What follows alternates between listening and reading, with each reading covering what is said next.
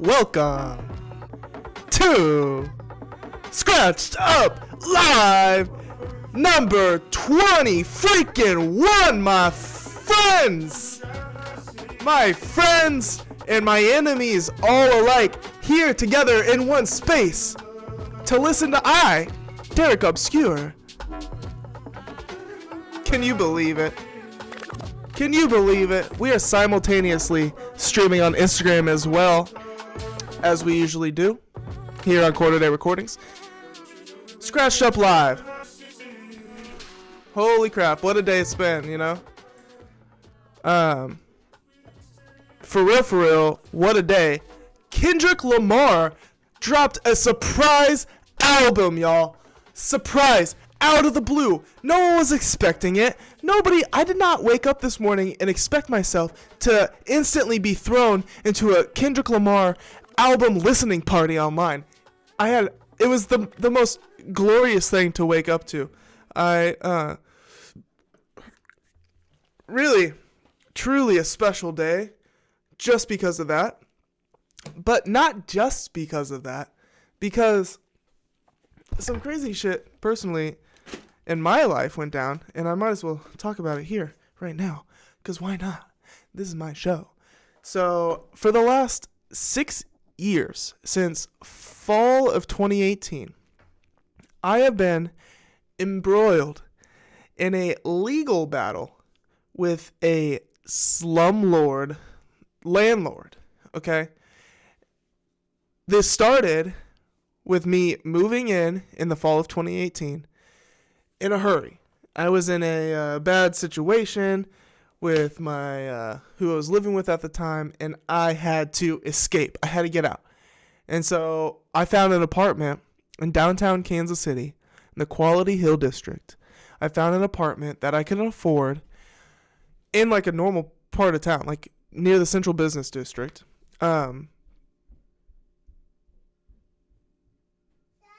Yes.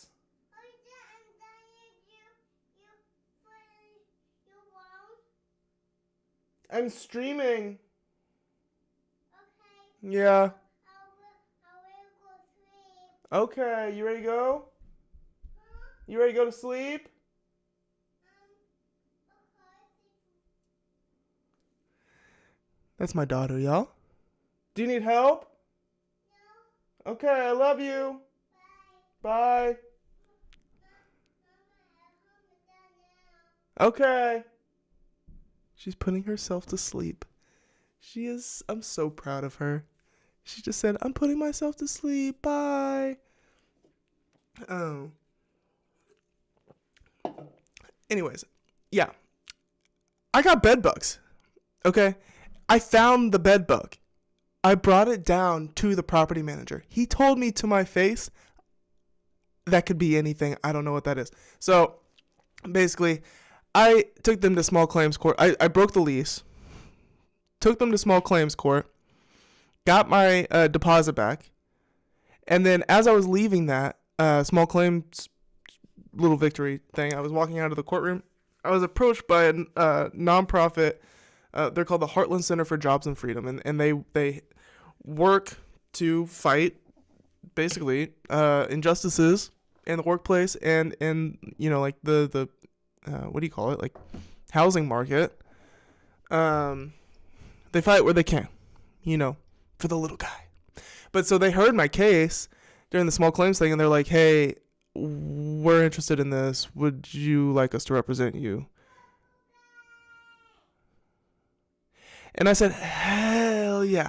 Fast forward 6 years later, this case turned into a class action lawsuit to find justice for victims of this Dell Properties. This is who that Dell Properties is the owners of this apartment building I moved into, and they also own like 9 other properties around Kansas City. So these properties, list of complaints goes on, and basically today, because of the work that I started, the little colonel started with my case, and then worked out from there. And I was the representative of the case since 2018. Today, over 2,300 victims of Dell Properties were monetarily compensated. Well, now ruled by the judge today. Final hearing. It's over. The judge said that this was his biggest stack of papers for any case. The second biggest stack of papers for any case. The only one that was this case that had like banker boxes and banker boxes and banker boxes and banker boxes and banker boxes full of shit. Just like unprecedented. So there was a lot that went into this, a lot of work. I didn't do, shout out to the Heartland Center for Jobs of Freedom, because they put in hundreds of hours, like hundreds and hundreds and hundreds, probably thousands of hours. Easily 1,000. I don't know how to judge that shit. I'm just saying, it's been 6 years. They've been working on this case tirelessly. So shout out to Heartland Center Jobs of Freedom. Shout out to all the victims that just saw a little bit of justice today. You guys your checks will be coming soon. Yeah, let me pull up a little bit of info on this to prove what I'm talking about. If you just type in Hedgepath Kaufman into Google, there's a whole thing about it. So this is the website that was created once we were looking for other victims to build the class action. So if you go to hedgepathtenantsettlement.com and then you click on FAQs, frequently asked questions, and they tell you all about the case. If you're interested, if you want to read about it. There's 3 different classes, Class A, Class B, and Class C, that victims could end up in, or they can end up in multiple of those classes, and each class has a different type of payment. For example, I'm a member of, I think, all 3 of them. I identify as a tenant. Yeah, so I'm definitely part of Class A. Yeah, so the other part was, after I took him to small claims court to get my deposit back, he then sued me, because he, as in Dell Hedgepath, who's the owner of Dell Properties, he sued me because I broke my lease early. And I broke my lease early because he had bed bugs that they lied about. And so also a big part of it was their contracts. Like, we got them on, like, they wrote, the lease I signed was illegal from the get-go. And the judge ruled in our favor on that. So, like, I mean, I got very, very much so got lucky that the Heartland Center approached me. Otherwise, I would have had to deal with this on my own. Hedgepath ended up suing me. Thank God Heartland Center I had already agreed to work with Heartland Center by the time Hedgepath sued me. So it's crazy. 6 years in the making. I've never talked about this publicly. Like, little bits here and there, but like not on video. Not like no one knew what the fuck was going on. But now I can. And so all of this happened. I mean, this final hearing date was set for months. On the day that I wake up with the new Kendrick Lamar album on my fucking cell phone. Like, it doesn't get more poetic than that, y'all. I wasn't expecting this fucking amazing essay. In fact, the last couple weeks have been pretty fucking awful.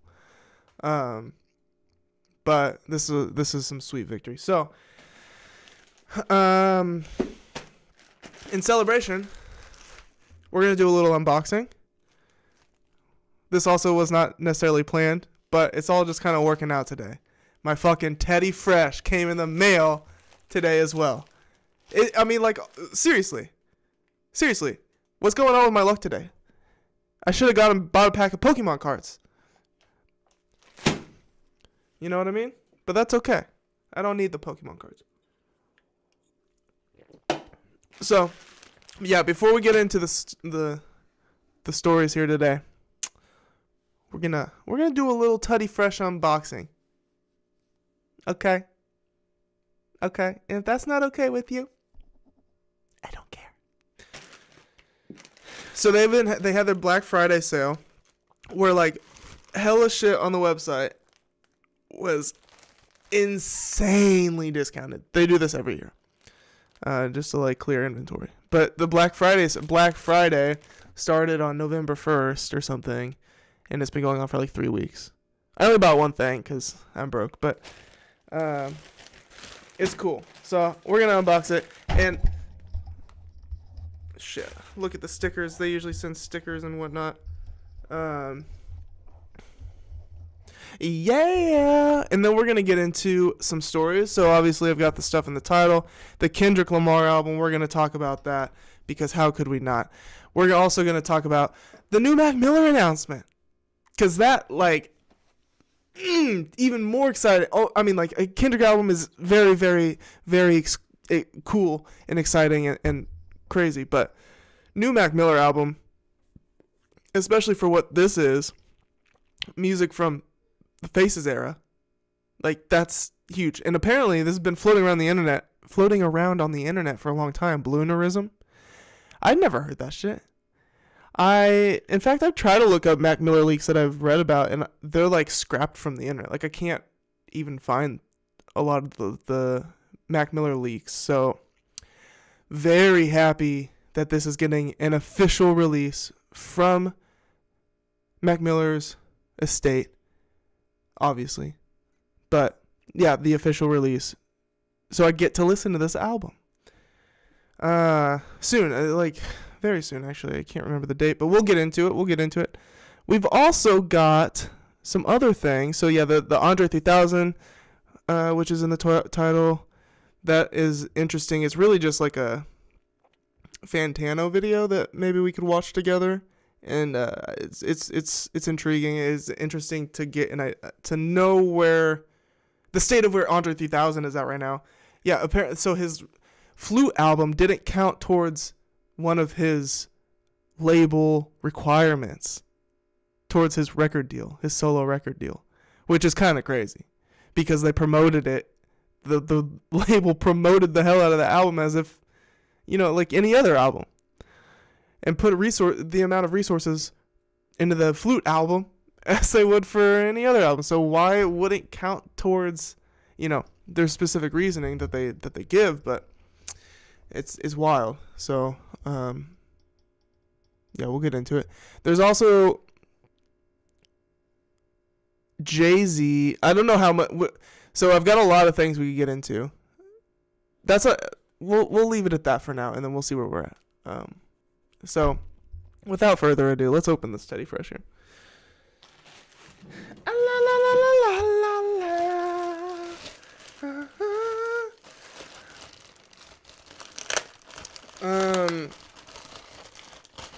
Hell yes, y'all. Oh yes.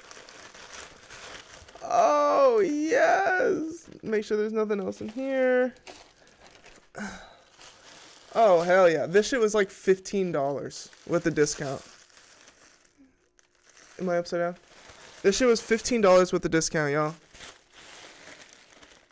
I bought a large. I'm a little worried it's gonna be too large, but I guess better it be too large than too small, right? Oh yeah. Oh yeah. Oh yeah. That's what I'm talking about, y'all. The material, it's nice. Oh yeah. Oh hell yeah. Y'all see that on Instagram? Original Ela Klein sketches for $15 on a fucking shirt. Look at these, dude. $15. If you guys didn't get anything from this Black Friday sale, you kind of screwed up. Yeah, fucking steal, dude.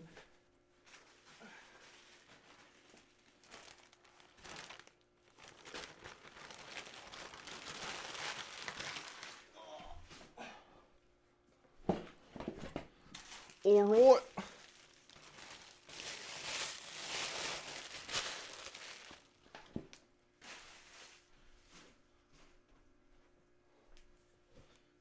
This is so cool. We got to take a moment to appreciate this here.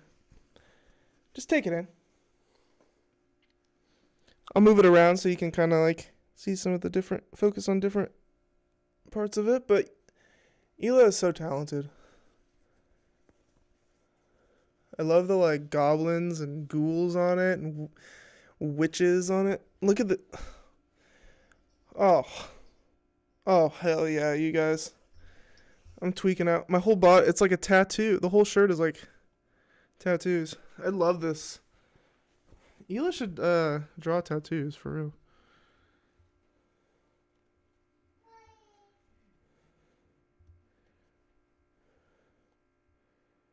What, Viv? Okay. She said, go away, you're working. We got another one of these. Add it to the collection here. You got so many of these fucking things. I'll just add it to the pile. In a little bit. I am going to throw the shirt on, though.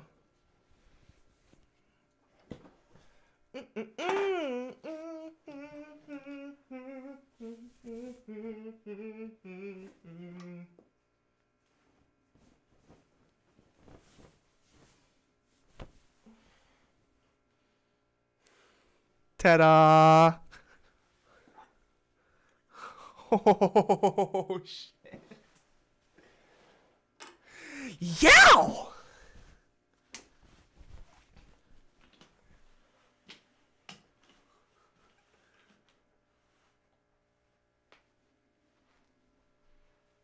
And?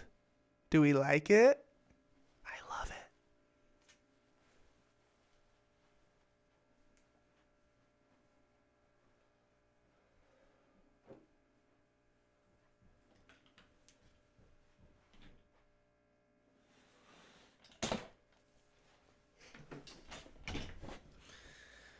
Oh, yeah!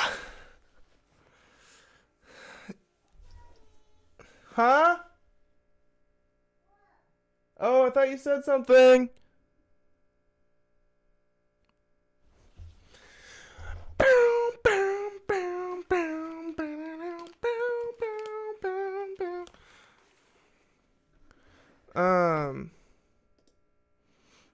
What's up, y'all? How we doing? Please, chime in the chat. How are we doing? We doing good? Are we, doing anything fun this Friday? God, my hair is insane. I'm in school, and in between school and only having one car and a wife and a 2.5-year-old, and we all work. I mean, my wife works, and I work, and I'm in school, and Vivian has to go to different places. I'm driving 40 minutes different ways across the city 3 times a day. I ain't got no time to get fucking haircuts. But Thanksgiving break. Actually, I'm on Thanksgiving break now, I guess. I go to Arizona in a couple days, and so maybe I'll get a haircut before that. But until then, you're just gonna have to deal with me fucking with it every 2 seconds because it bothers me. Y'all that are rolling in right now, you missed me unboxing the shirt that I'm wearing. What do we think? You guys like it? It's brand new.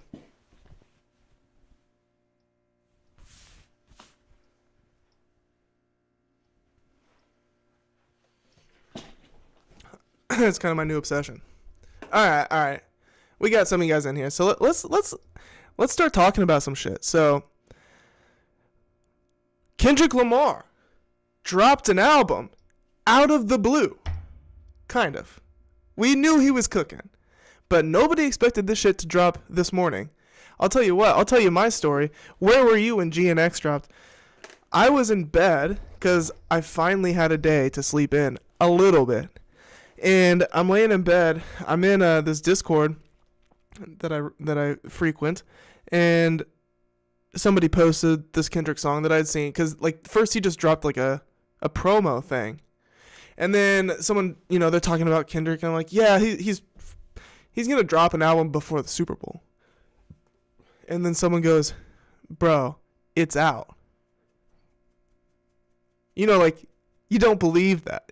Obviously, like, what the fuck, but sure enough, Go to Apple Music. Go and check. And it's out. So that was within 11 minutes. I caught it within 11 minutes that Kendrick had,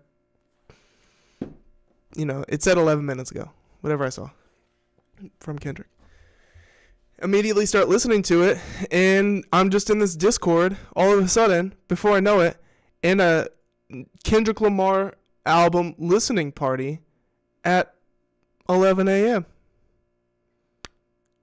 That's so cool. Like, was not expecting that. And then, okay, so the album itself, what do you guys think? What do you guys think of it? I'll tell you my interpretation. And it's pretty simple, actually. It's pretty simple. So the whole meme for the past 2 years, basically since Mr. Morale dropped, and even before the Kendrick and Drake beef popped off this year, it seemed to be a meme on the Drake side of the internet since about 2022 that, I like to listen to music that I can just throw on in the car and have a good time. And people, that's their argument against Kendrick Lamar and for Drake, I guess, but mainly just against Kendrick. They'll be like, I can't hop in the car with friends and just throw on a Kendrick album casually, And so Kendrick is well aware of that meme floating around out there. These false ideas, just straight up inappropriate slander out there. But Kendrick knew he had something to do. And that's where GNX comes from. GNX is a response to that meme. GNX is a car, right? I'm not a car guy. Okay, I don't know what they call it exactly. But these fucking Cadillac looking things. Obviously that's what Kendrick is posing on the cover of the album. This is the album that you can bump in the fucking car by Kendrick. And it's true, dude. Holy fuck, dude. This album, I mean, it's straight heroin. Like, there's not much cutting around. There's no fat here. You know what I mean? It's all straight cocaine to the bloodstream. All the way through. Kendrick really delivers here. There's still so much I've listened to it about 3 times. Maybe close to 4. And I think it's it landed really good on impact. Okay. And I think it's only up from here with this album. With each listen, people are going to fall in love with this album more and more and more. And this is kind of like, this is the straight crack cocaine heroin that everybody finally, like, even Damn didn't really deliver on that. Damn was very pop influenced. We hadn't ever really gotten like the street Kendrick album since Good Kid, Mad City came out. After Good Kid, people were like, where's Kendrick? What's it gonna do next? We were all kind of hoping for Kendrick at that point, at least from my experience and what I was hoping for at the time, before To Pimp a Butterfly came out. I was hopeful for more like backseat freestyle type of Kendrick, him exploring those type of sounds more. And on it, we got the exact opposite with To Pimp a Butterfly, which is the perfect album that nobody even asked for, but we all needed it nonetheless. And then Damn comes around, and honestly, I was pretty disappointed with Damn, but it did grow on me a bit in the years after it dropped. Okay, so also, the thing with Damn is it's still political in a way. It's not that straight like street cocaine. And it's very poppy. And then obviously Mr. Morale, he really even goes almost even poppier on Mr. Morale in certain spots. We had never actually gotten that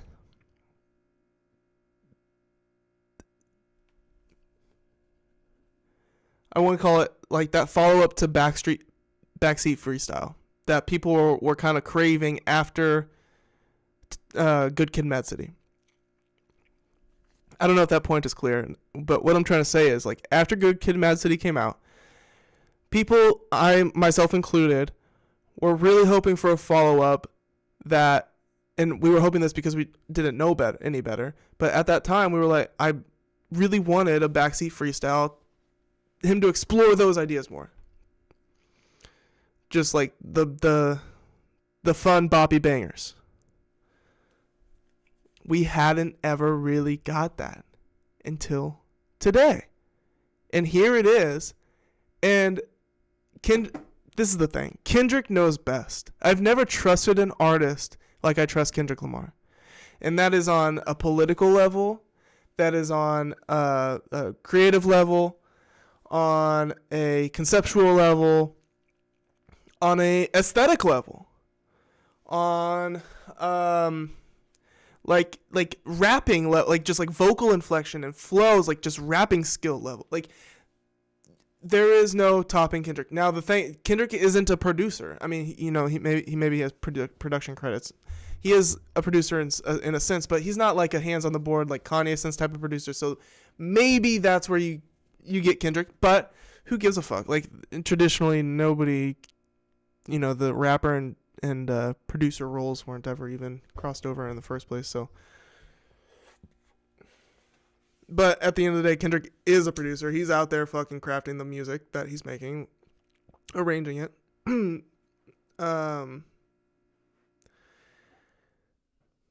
Yeah, fucking happy Kendrick Lamar Day, y'all. I'm lighting a insight here. Happy Kendrick Lamar Day. Always so exciting. And and so here's another thing that I was thinking about today. You know, Kendrick Lamar, huge artist, one of the biggest artists on the planet, blah, blah, blah. Everybody, you know, millions and millions of people have connection with him, of course, obviously. And I feel like my life and something about spiritually in a esoteric way is connected to Kendrick releases, to when Kendrick drops his music.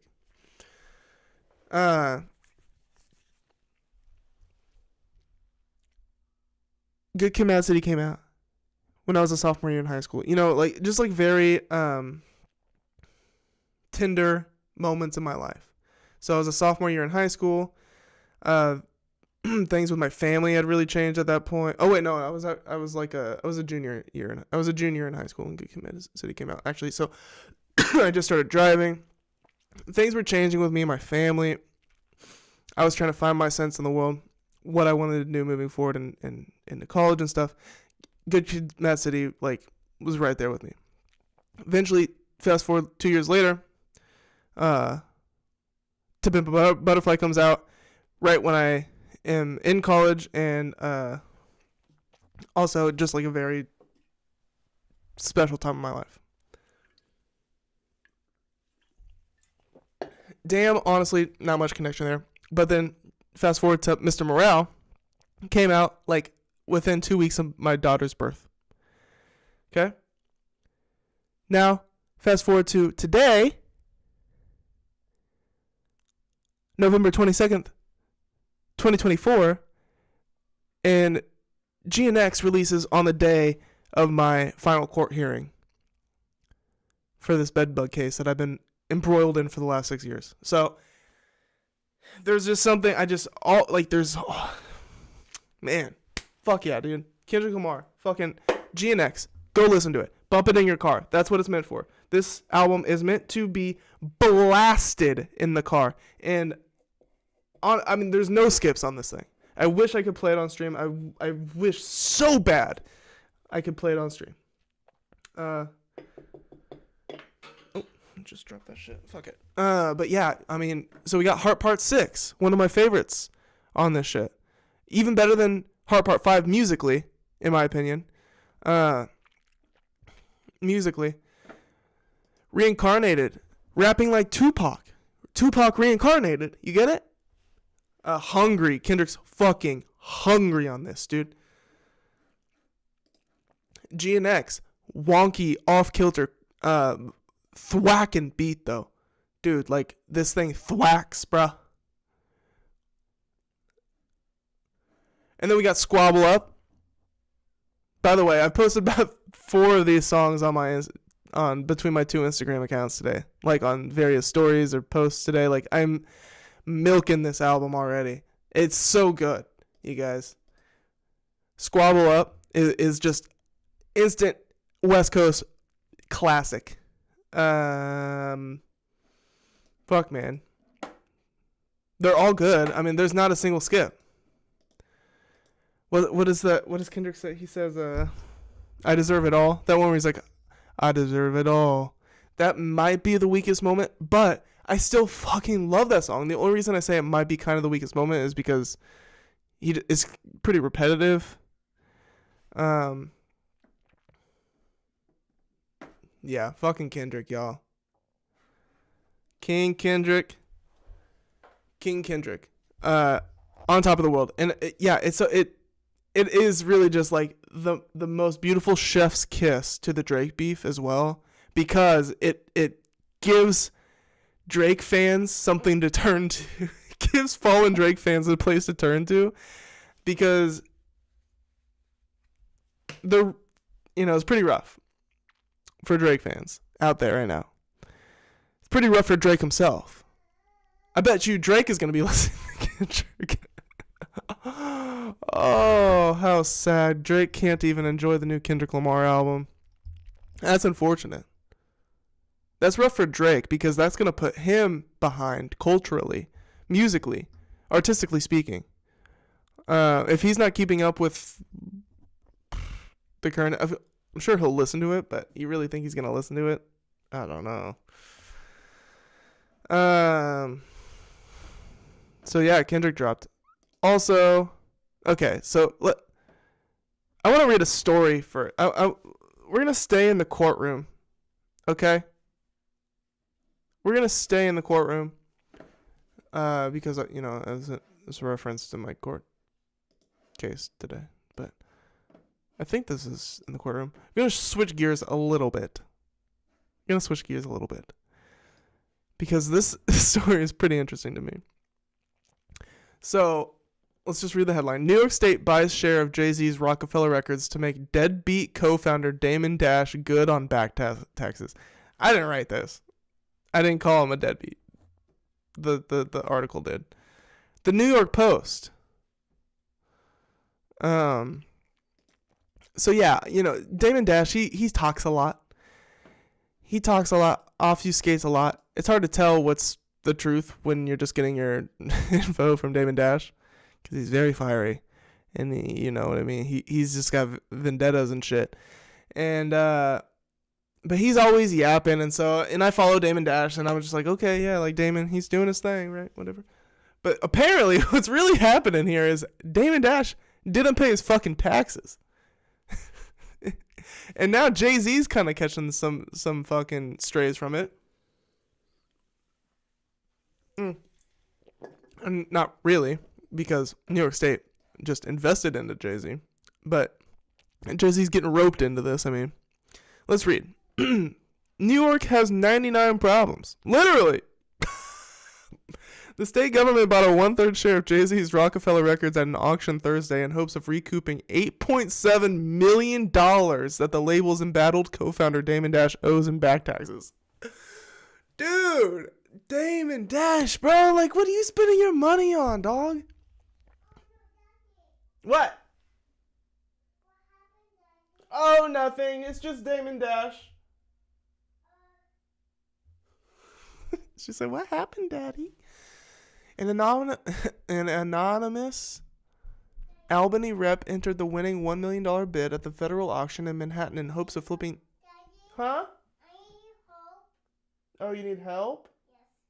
You want me to come upstairs and help you? Yes. Thank you. All right, here I come. All right, let me help her 1 second. Are you coming down? Okay. All right, she's just going to come down. Everybody, say hi to Vivian, everybody.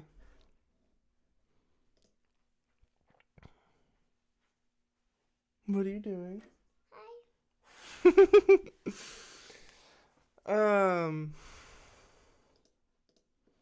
Anyways, let's continue.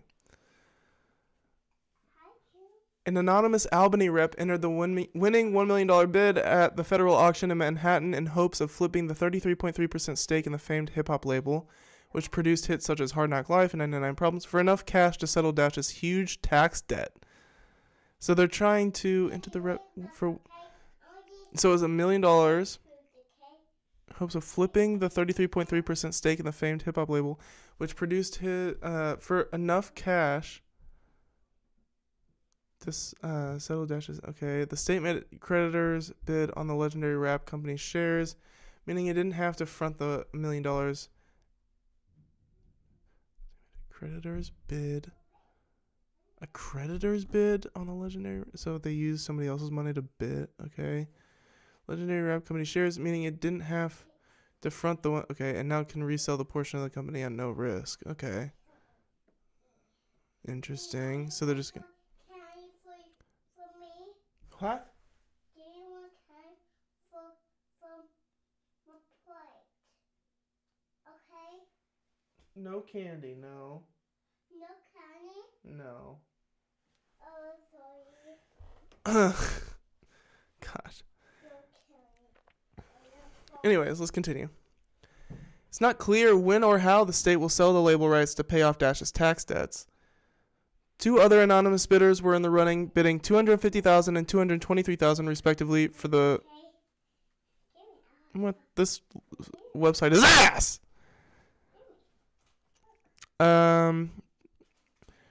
So two other anonymous bidders were in the running, bidding $250,000 and $223,000 respectively for the portion of the firm which also founded the Rockaware clothing line. New York City has also demanded more than $193,000 in unpaid child support from the record exec in recent months, according to Billboard, and will be paid from the bid money. The auction is over, but the work is not complete, said attorney Chris Brown. Chris Brown, who represents two plaintiffs to whom Dash allegedly owes money. Dude, Chris Brown is going after Damon Dash. That's just wrong of Chris Brown. He needs to focus on his own legal troubles and not worry about whatever the fuck Damon Dash has going on. Chris Brown needs to relax. Okay, don't you have an investigation discovery documentary to be worrying about, Chris Brown? Jesus. Mr. Dash's legacy is now New York State property. Ugh. I don't like that sentence at all. I mean, that's just grimy. It's the truth, but I mean, come on. We don't have to call Mr. Dash's legacy property. You know, it's more than that. Fucking nasty, bro. Can't reduce his legacy down to property. Okay? I'm only being a little serious here. I will work with New York State and New York City as the next phase of ownership of the shares. Dash was previously listed as the 27th most tax delinquent Empire State resident, according to the state records. Whoa! He's on the list, y'all. I mean, like, 27 is pretty low down there, but still, $8.7 million.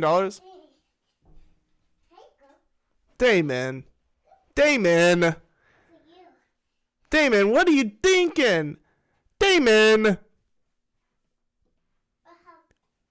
You know, he's always got business ventures trying to go, pop off the ground. And, I don't know if that's going to work anymore, Damon. He's trying to come up with that money any way he can.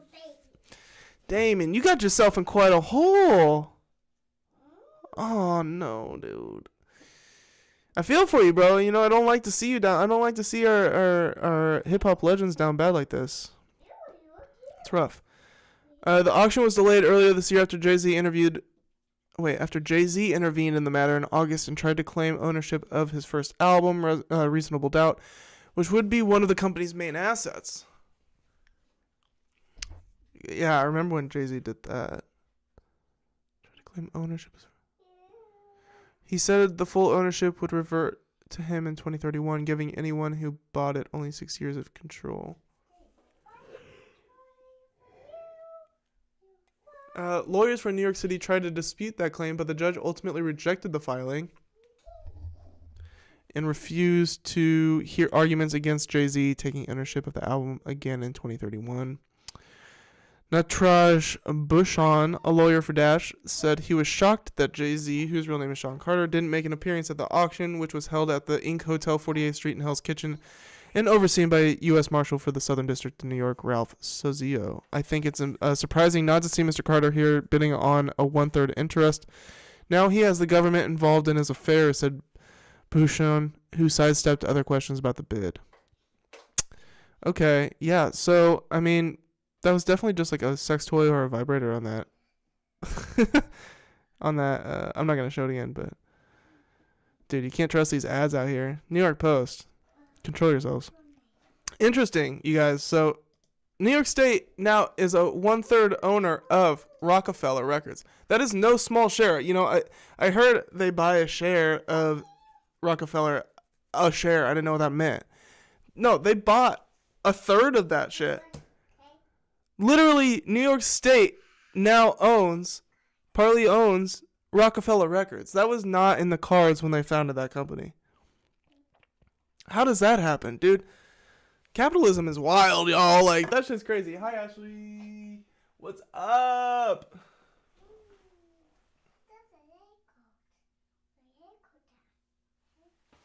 Every time I put her in bed and lay her down, she comes back up. I don't know what to do. You cool down, okay? You cool down. Where'd you get that? For Is that from June? yes. Do it again. Where'd you get that fluff? Huh? All that fluff? On your plate? See? It's a burger. Ew. Maybe June will eat it. Huh? June, eat the bug. Give me the book. Do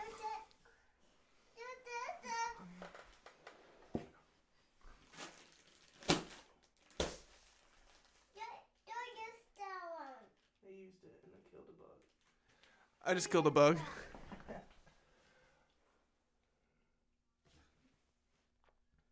Mommy said hi. Mama said hi. Hi.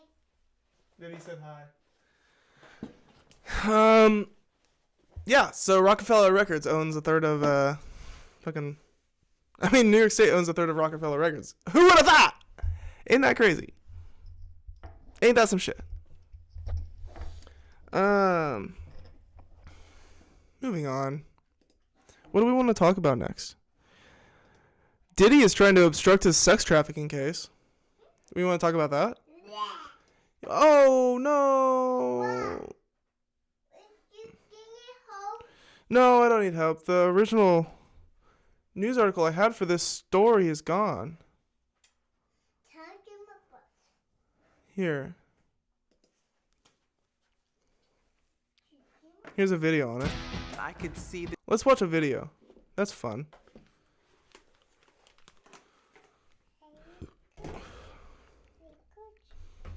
Ew. There you go. Don't ask me what this is. I don't know where she got this. I was like, I asked her, where's the fluff from? What is this, my dinner? Yeah. Disgusting.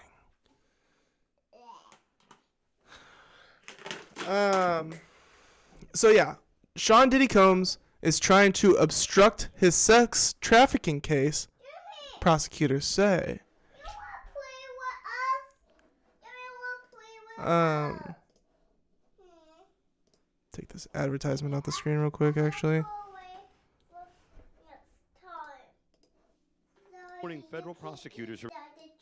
This morning, federal prosecutors are accusing Sean Diddy Combs of Okay. escalating his attempts to... Okay, no, I don't like that video. First off, it was like only in my left ear. Okay, we're just gonna read about this. Yeah. So yeah, some Diddy news. We haven't really talked about Diddy too much beyond my like 2-hour smorgasbord when all the when shit really started. Well, it was when he got arrested. Boy. I did like a 2-hour. I got. Hold on. Let me go. Let me be right back. I have to fix this real quick. I have to put her to bed real quick.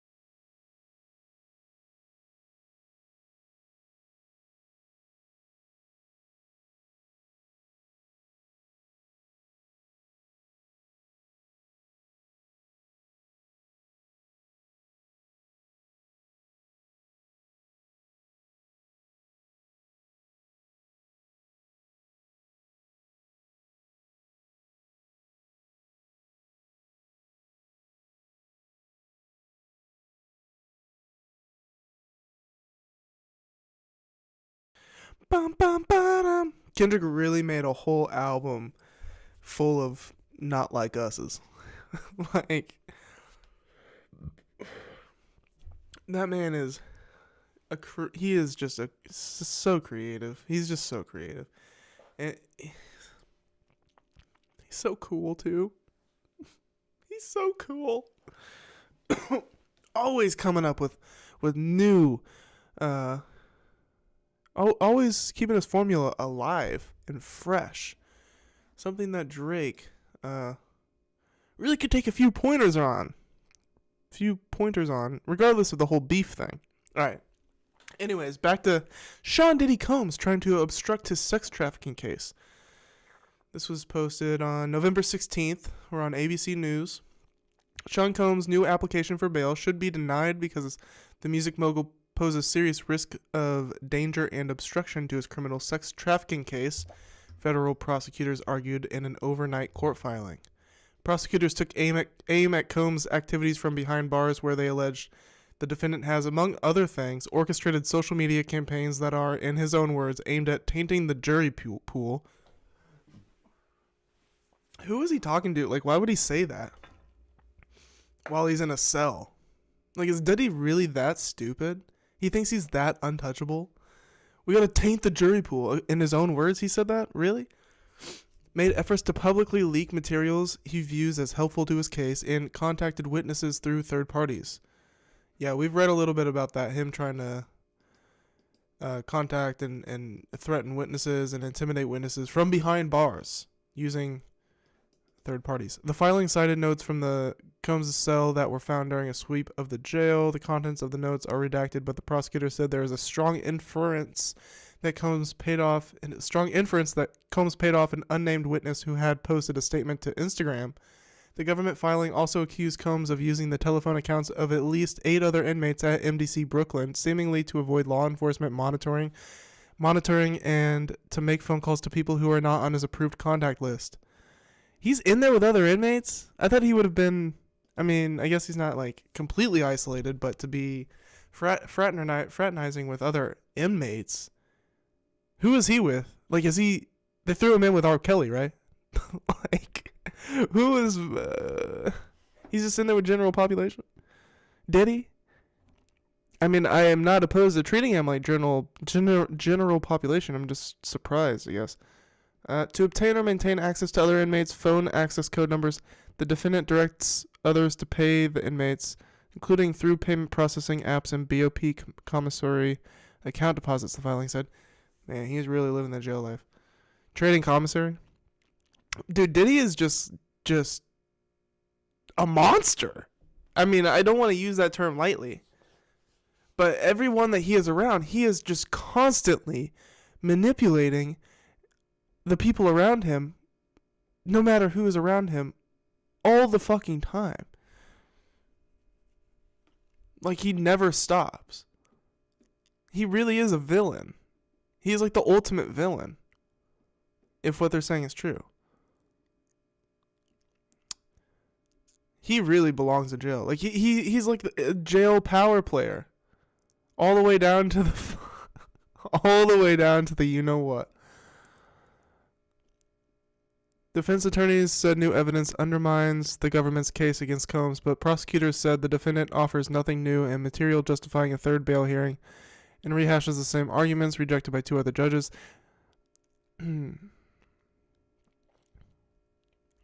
The near total restrictions Combs offered as part of an enhanced bail package are woefully insufficient in keeping him from tainting his upcoming trial, prosecutors said.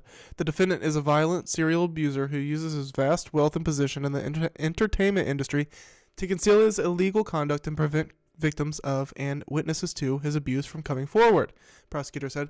The judge has scheduled a hearing for Friday afternoon. Combs has pleaded not guilty to racketeering, conspiracy, sex trafficking, and prostitution charges that accused him of using violence, threats, and coercion to force women to engage in sex acts with male prostitutes, sometimes lasting days and often recorded. Combs allegedly called the activity freak-offs. In arguing for release, Combs argued the video of him attacking his ex-girlfriend Cassie Ventura actually revealed a loving, at times toxic, long-term relationship between 2 adults who decided mutually to break up.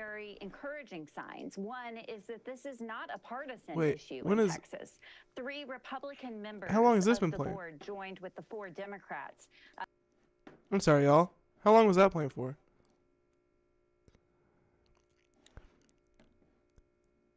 Hey, shout out you, HSSN. I don't know when you type this, but thanks for tuning in from fucking Brazil. That's badass. Hold on, let me make sure I wasn't just a monster.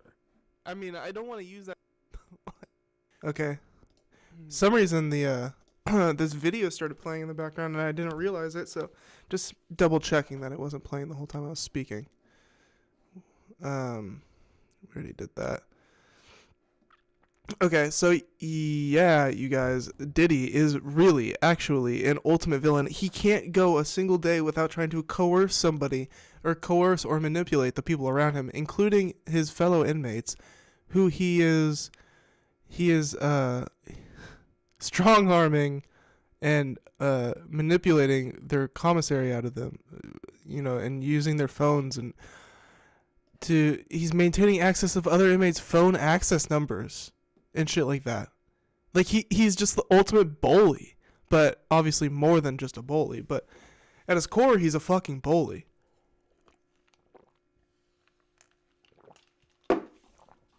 Which is just annoying, but he's actually, like, pretty villainous. Where am I?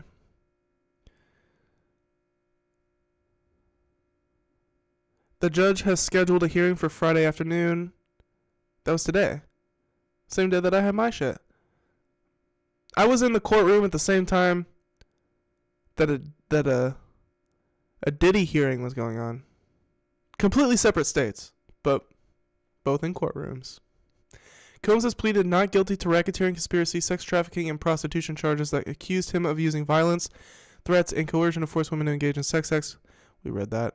In arguing for release, Combs argued the video of him attacking his ex-girlfriend. Oh, we read that too. So that's it, y'all. That's the Diddy update. He apparently, if what the prosecutors are saying is true, he is actively trying to obstruct his case from Ella. Diddy is a fucking bully at his core. Not surprised, but just added on top. It's just another layer to the Diddy story at this point. We will continue to cover that as things happen. Let's bounce back to something a little happier. Actually, a lot fucking happier. And we'll watch a video about it, because that's probably a good idea. Maybe we'll give this guy Oh, it's just one of these. Dude, I hate these fucking. This has no views, but these damn, like, AI, like, robot generated news coverages are so stupid. Where they got a voice like this telling Mac Miller announces a new out. Like, who the fuck listens to that? Nobody's gonna listen to that. I'd rather make my own news. But nobody's really. I need to watch this Tyler at Chromacopia. I need to watch that. Let's see, is this another robot telling me what the fucking happened? What are you gonna? I'm definitely not gonna show a Wicked review. I mean, a Wicked ad.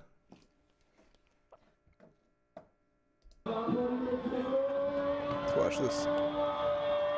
It looks like Mac Miller's unreleased album, Balloonerism, will finally be seeing an official release. Just Finally. yesterday at the Camp Flog Gnaw Carnival in Los Angeles at Dodger Stadium, just before The Alchemist performed, a video teasing the official release of the project was screened to the crowd.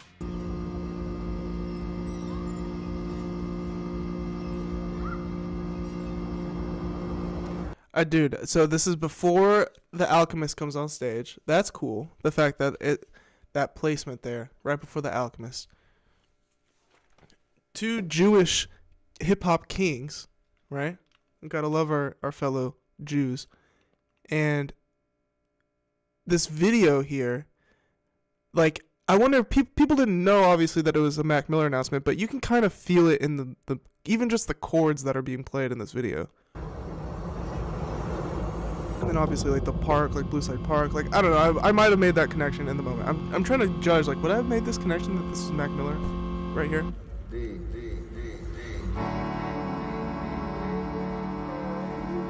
I just love this, like it's like Fantastic Mr. Fox-esque or something. Like it is very Mac Miller somehow, some way. I imagine this was created by his brother. Maybe not.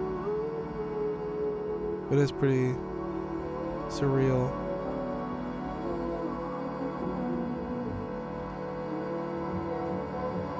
It makes me feel like something. I don't know. I want to watch this movie. What is it? Do they have a longer, fuller version of whatever this video is? Like, I want. Are we getting a balloonerism short film? That'd be cool.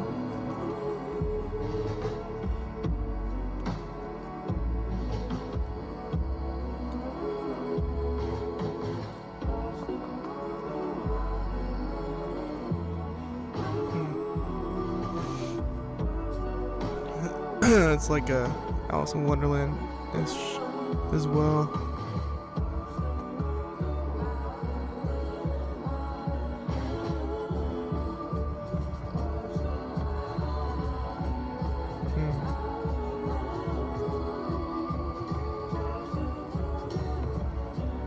Yeah, I would not be picking up Mac Miller from this at this point. I'd be like, somewhat, I'm into it, but yeah, no, this Mac, and then the balloon, this would take me by complete shock.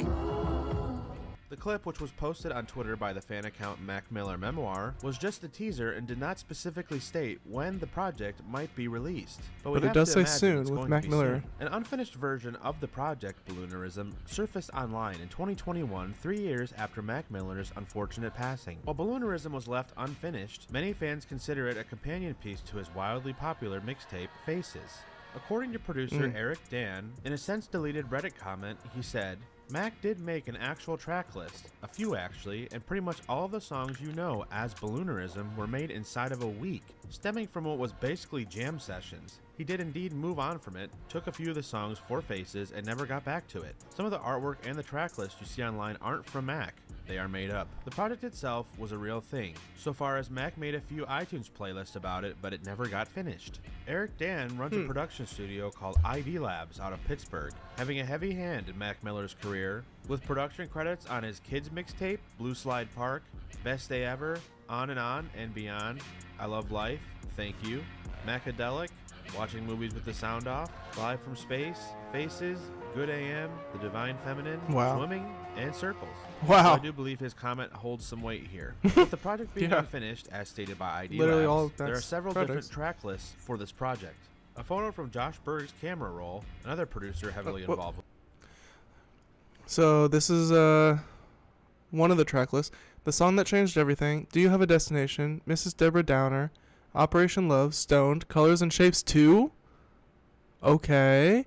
Friendly Hallucinations 2, Funny Papers, $5 Pony Rides, Uber, which is on Faces.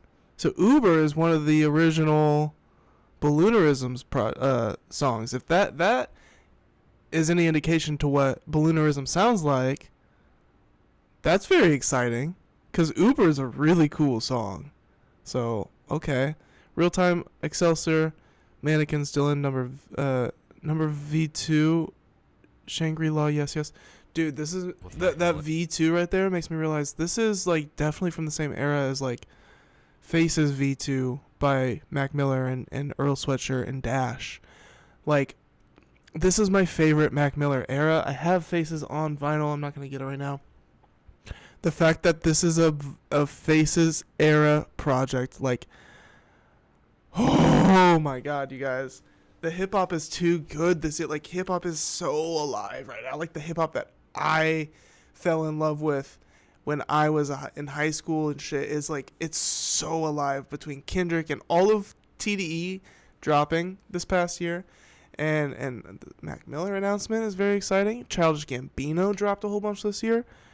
And then obviously all sorts of new shit. I mean, we are not in 2014 right now. We are in 2024. Things are way different. But also somewhat the same, which is nice it's a nice realization, you know.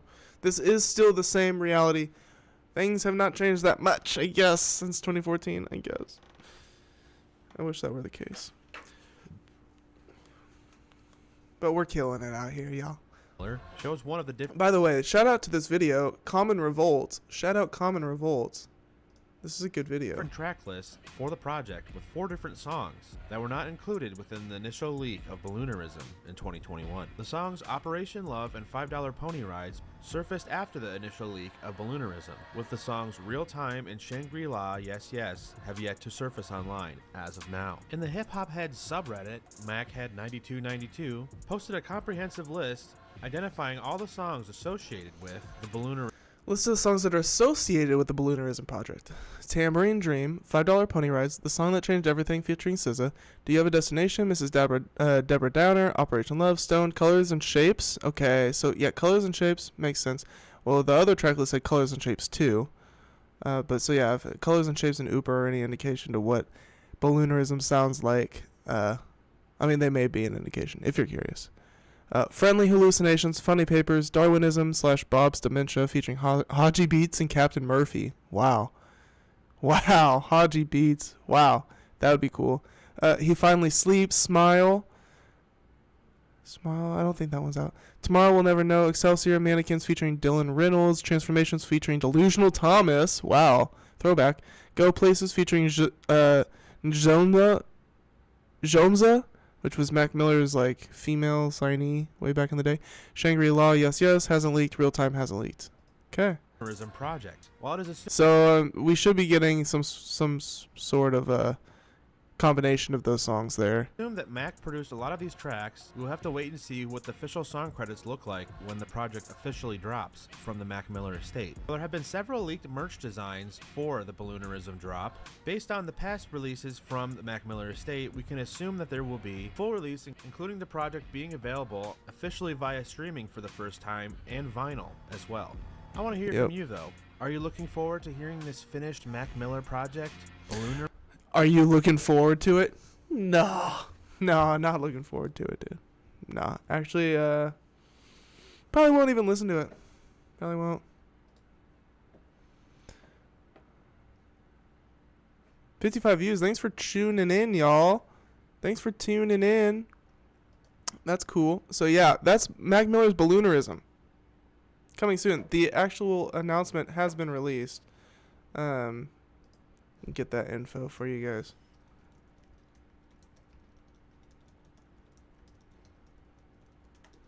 I think it's January. Let's see.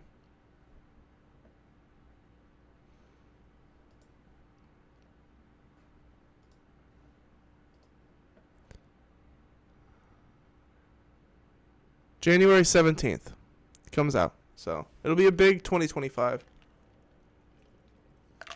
A nice kickoff to 2025.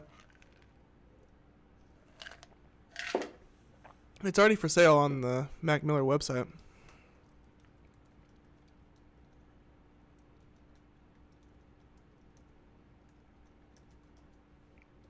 Such a cool album title too. Balloonerism. He's so good at making album titles. Whoa. Dude, it's got like a pop-up fucking dude, this is awesome. $150.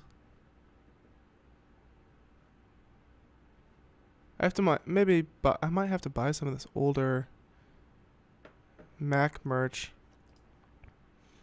So $150, you get the Balloonerism Deluxe vinyl with deluxe silver rainbow foil wrapped slipcase, 2-pocket gatefold jacket, 3D pop-up centerfold, which is so cool here.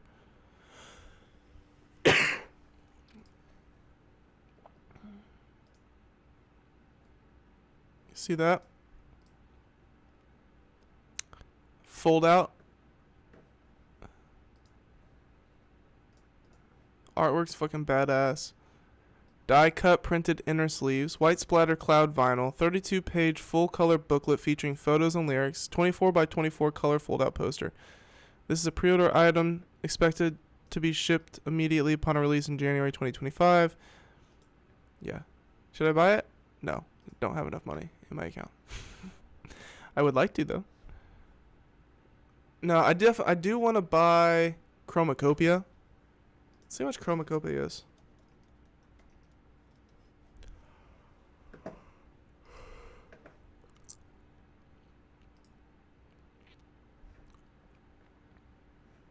Open.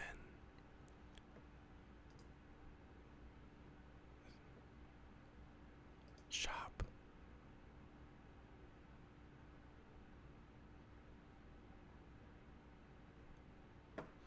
Album. I can't shop the album.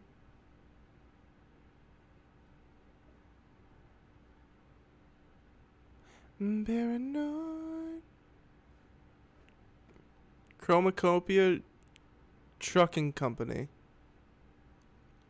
So the whole tour just goes in this Chromacopia truck, huh? It's cool. I like that.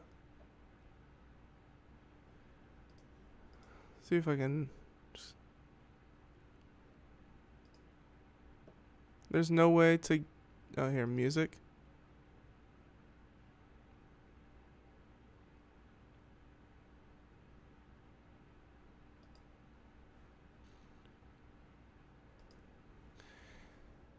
Yeah, they have some good shit, too. $80? I guess not that bad. Wait, what was this? Metal tire caps with printed artwork at top. You can get golf wing tire caps. That's so random. Okay, this is cool. It's a car theme. A pressure gauge. $20 Tyler the Creator pressure gauge. Yeah, this merch goes crazy, y'all. Whoa, wait. Air freshener? Oh shit. $10. That's like the cheapest thing you get. That's a good deal. That's cool. A golf. Oh, dude, I want that, y'all. Fucking want that, yo. What else I got? I gotta get some golf wing clothes, dude. What's this? A barbershop cape? Why do they have like everything? I mean, not everything, but they have like random ass shit. Dude, Tyler is so cool. Wait, what's this? This kind of looks like what I'm wearing right now. A little bit. $120? Okay, that's not cool. That's fucked up. I'm out. Out. $120. Tyler. Come on. $120 for that? That's cray. So yeah, Mac Miller's Balloonerism. January 17th. It's coming, y'all. We'll be here. Waiting at the bit. Come on, give it to me. Give it to me. Alright. Let's do a little bit of new music of the week. How about that? Let's switch gears a bit here. We'll switch gears a little bit. And the theme is indie alt. Or alt indie music. And this was not planned, but for some reason, a lot of the new music I listened to that I really liked was not hip hop, and it was like alt indie pop type of shit. Just kind of landed that way in the stars. I don't know why. But we'll start with projects. I've got 3 projects. 2 of them are like in the all indie vibe theme, and then the other one is not in that theme.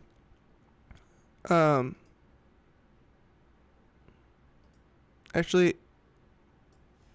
no. We're just going to talk about the 2 that are in that theme. So, pretty short music of the week here. I struggled a little bit the last couple weeks to stay on top of the new music, so I'm a bit behind, but not too bad. Let's start off here. Starting with projects, I want to shout out, and this actually didn't come out this past week. This came out about a month ago, but I didn't listen to it until a couple days ago. The new Love Leo album titled Strongest Man Alive. Now, this is kind of like, if you're into the Charlie XCX Brat era type shit, if you maybe know about a guy named The Dare,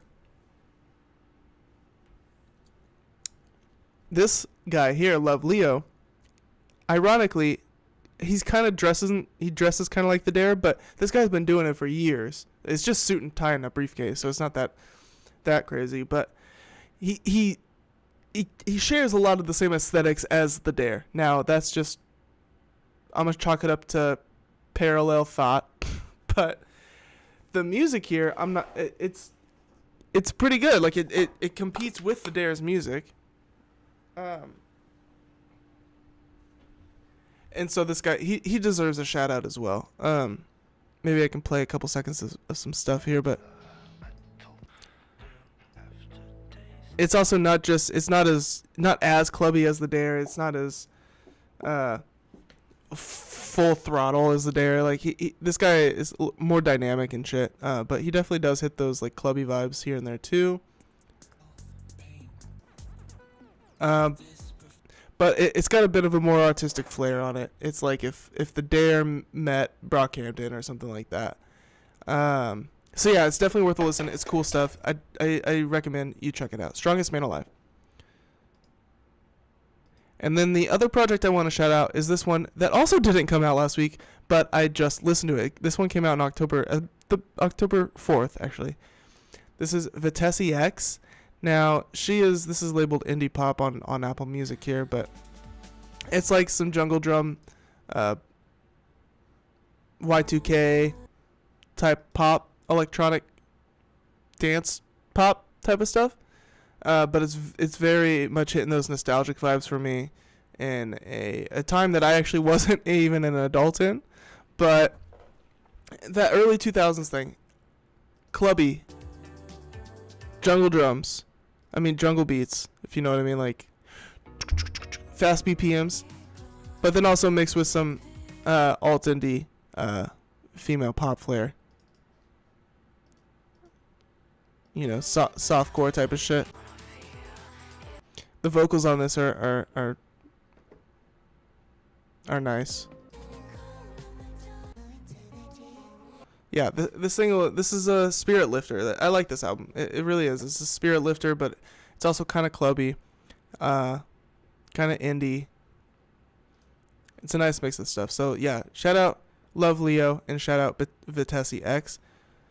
And then I want to...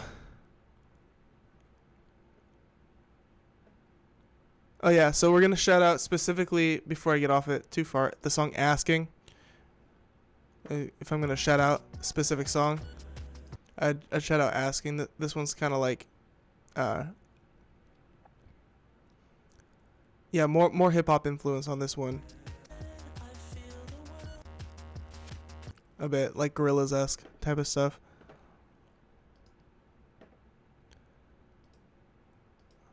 Also give a shout out to this song by Between Friends, Pleasure Delayer. Again, so actually all this shit didn't even come out the last week, but I'm catching all of this, happen to be catching all of this like at once for the first time in this week. I don't know what happened there. I didn't catch them all from the same place either. They all just kind of happened to end up reaching me at the same time. But so the song Pleasure Delayer by Between Friends on their Garage Sale EP that came out in April of this year. It's just like a bit of a ballad, and it's a nice track. I recommend you throw that on. Nice, calming track.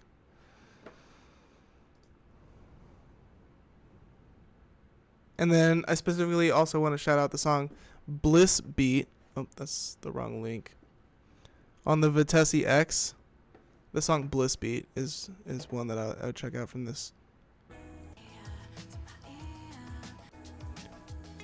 Which actually has a bit of a similar vibe as Pressure to Layer.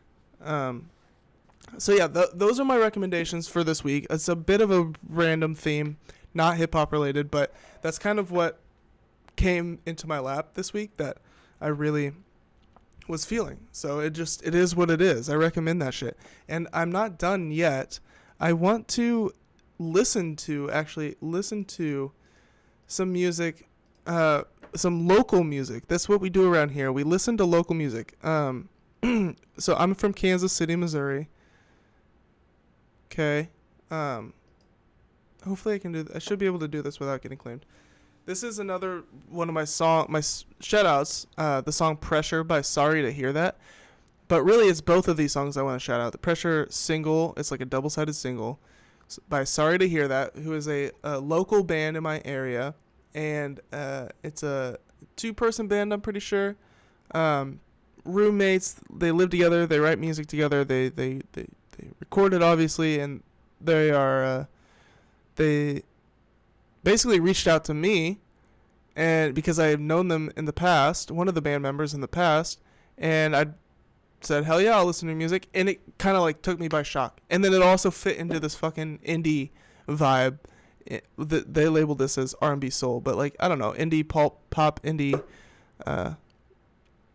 wave that was all falling in my lap this week. I'm like, holy shit, this falls right into it. And so I asked if I could listen to it on stream, and they said yes. So we're going to do just that. We're going to listen to it. So Pressure by Sorry to Hear That. Let's take a listen.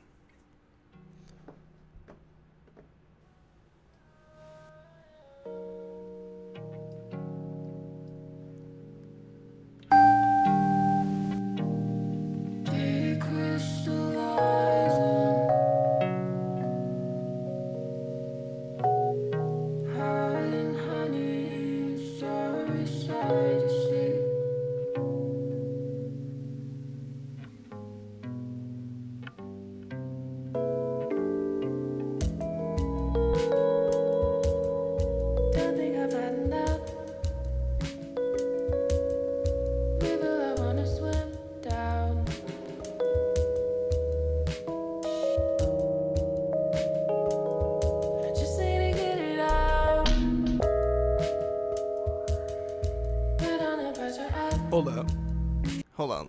Let me point something out there real quick. That was whatever happened there. So that was a nice production technique that just happened there.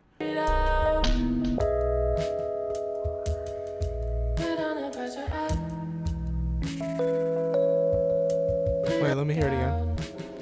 Really, I say production technique. It was the drum. There was like a big pocket that was left there that really was it was without the silence was loud there.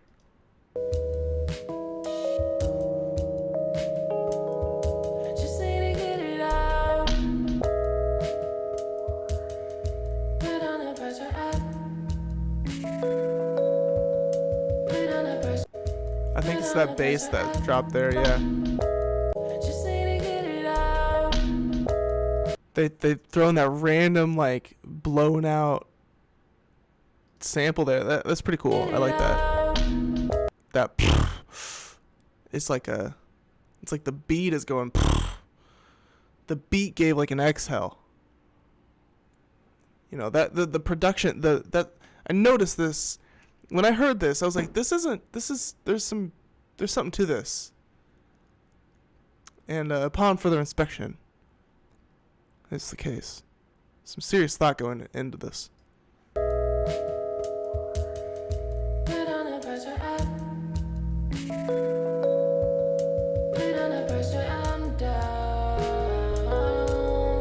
Yeah, the auto-tune, the subtle auto-tune in certain spots is really nice too.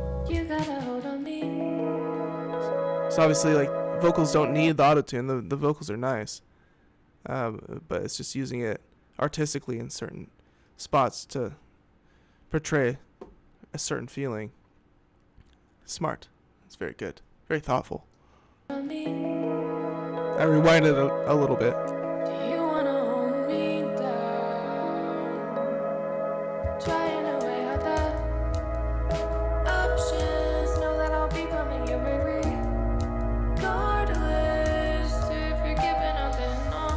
I like the bell that's a little out, or that key that was a little out of tune.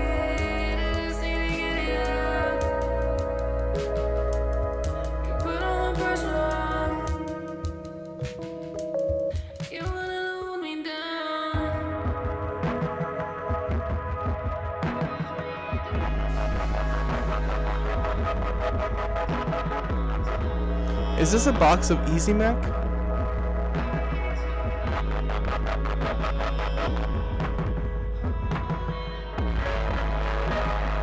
So yeah, we get this distorted outro here. It's really struggling in like a emotional sense.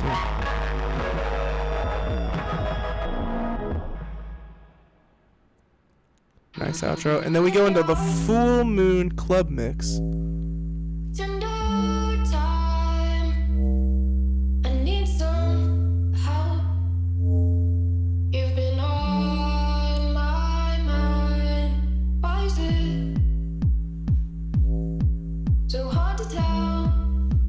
I love a good club mix. If you are alright or unwell, tender my soft spots ache. I need a break. I'm none the wiser, picking fights. I know. Yeah, so I still have to. I've yet to listen to the full album. It'll either happen or it won't. I'm very excited to listen to this. So, oh, and this is the Full Moon original. I haven't heard that yet. I've added it. We will listen to it.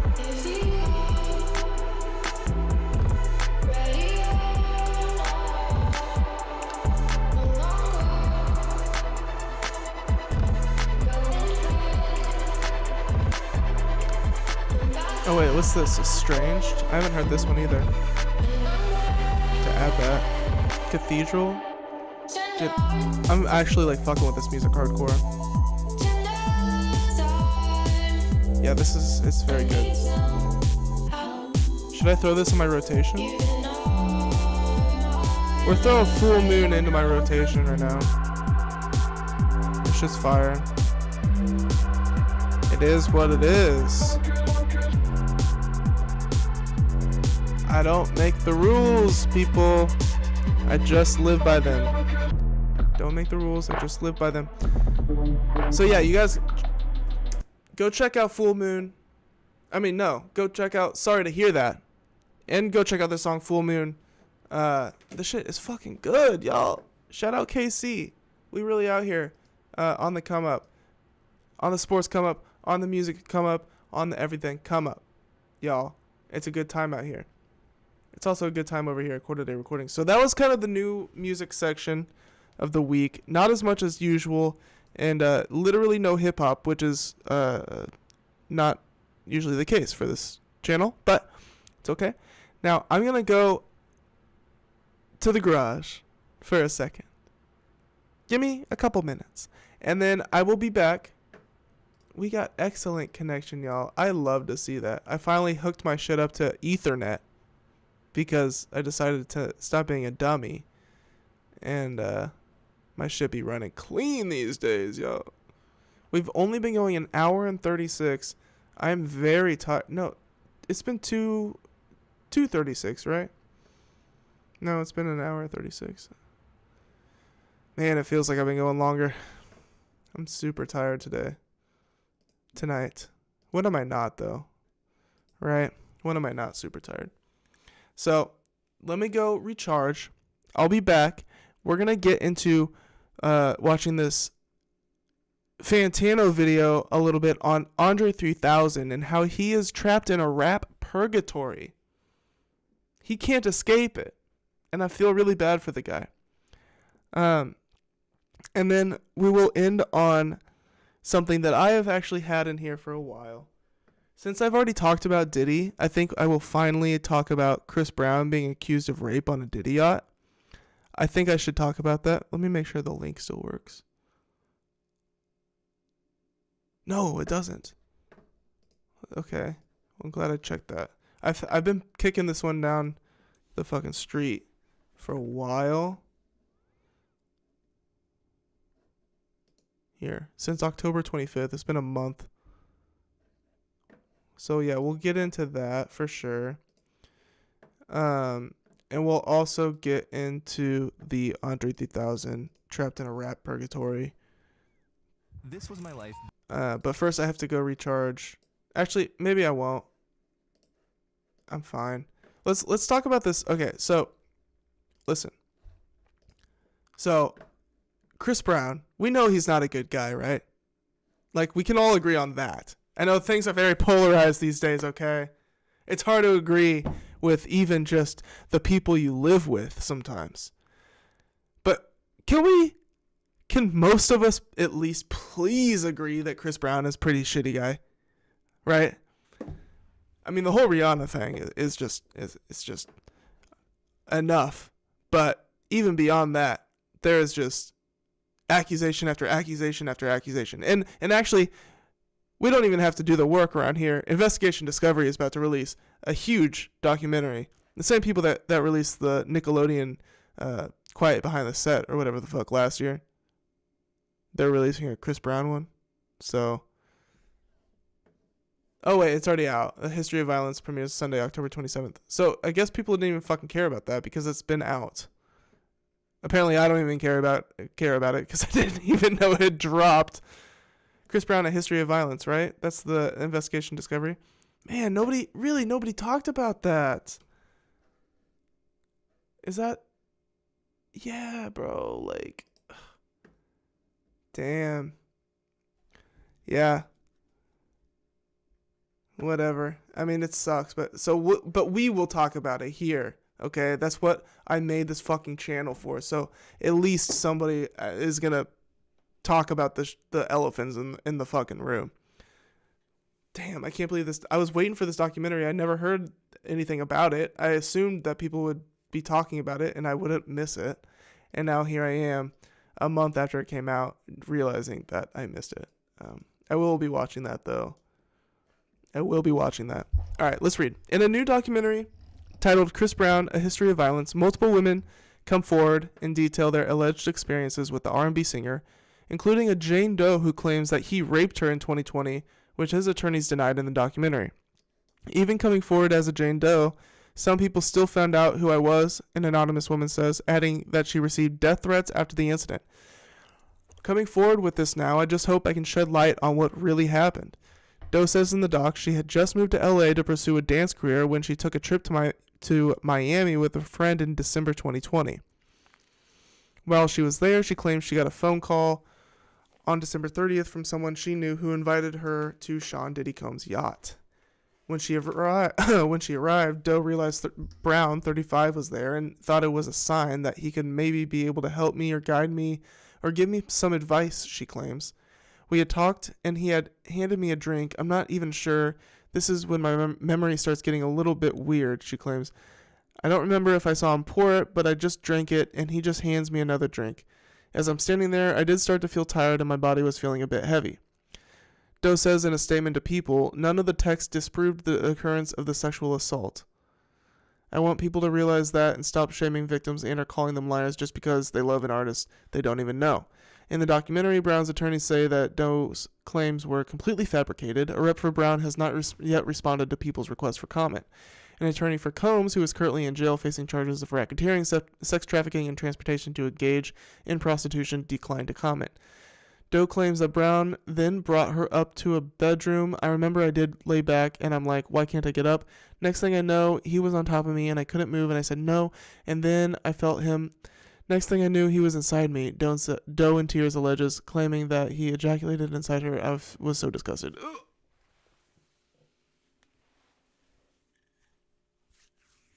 You know, you know, these are allegations, obviously.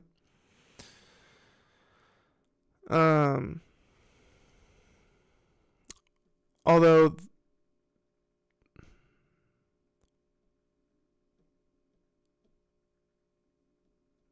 yeah, I mean, this has nothing to. This wasn't in the courts, so I mean, this is just a Jane Doe coming forward to the documentary people and giving a story. So I mean, there's not really much anybody can say about it. I guess that's why it never really caught traction, because there's no court case, no legal stuff to back anything up. It's just like, okay, so this person showed up and starts yapping about this, but does that mean I don't believe her? No, not really. I just have questions. And I guess I need to watch the documentary. She then claims that he grabbed her phone and texted himself on it. Most girls, I think, would be happy. I didn't want that. This is not what I wanted, she says. What? She then claims that he grabbed her phone and texted himself on it.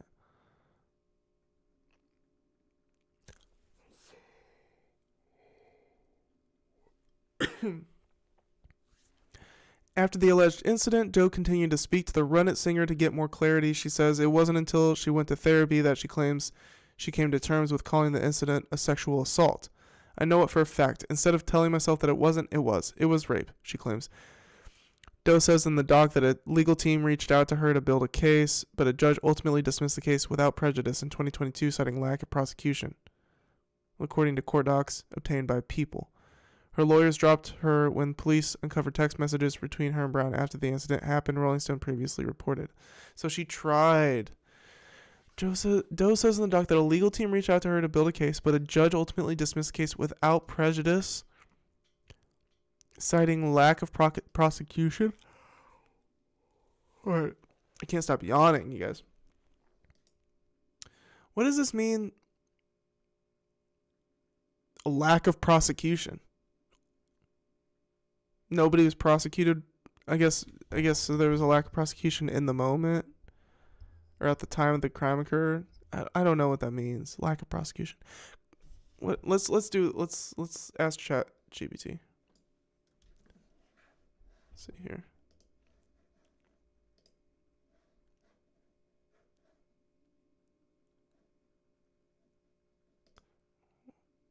Chat GPT logged me out? What the fuck?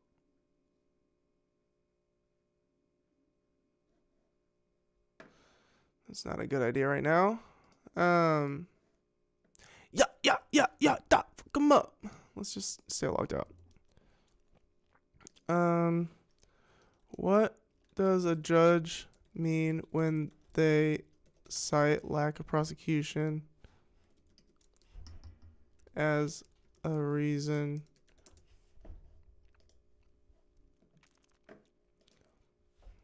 to dismiss a case? When a judge cites lack of prosecution as a reason to dismiss a case, it generally means that the party bringing the lawsuit has failed to take the necessary steps to move the case forward in a timely and diligent manner. Prosecution in this context refers to the legal process of pursuing or advancing a case to the courts.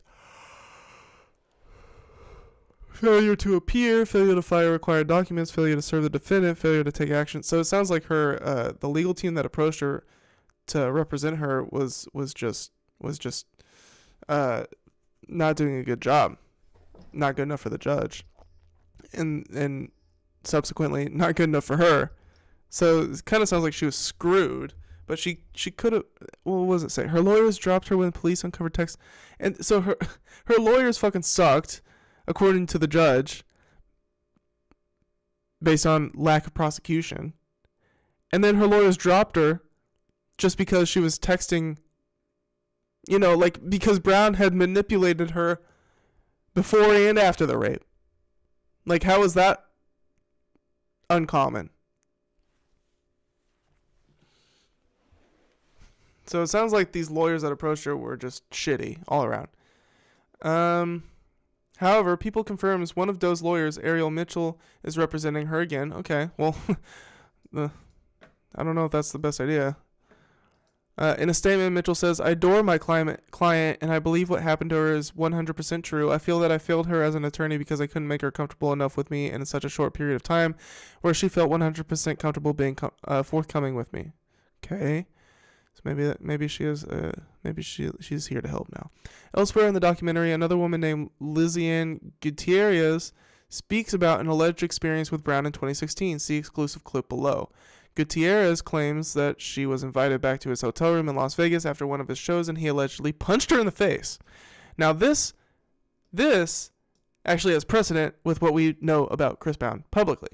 Nobody should have a problem believing that he punches a woman in the face. You know, I'm not going to believe it every single time, but if somebody accuses him of that, I'm definitely going to take those accusations somewhat serious. When I saw Chris Brown, he was acting weird, extremely weird, and then I decided to grab my phone and take a picture of him, she claims in the documentary. Once I got my phone, he saw me with my phone. Chris Brown punched me in the face. His security grabbed my phone, and I got escorted out of the party. I'm not saying it was right what I did with my phone. I know that, but that doesn't give you the right to punch me in the face. Yeah, like, huge overreaction. A rep for Brown has not responded to people's requests for comment regarding Gutierrez's claims. Who? Is that her? Holy shit. Plastic surgery? Jesus.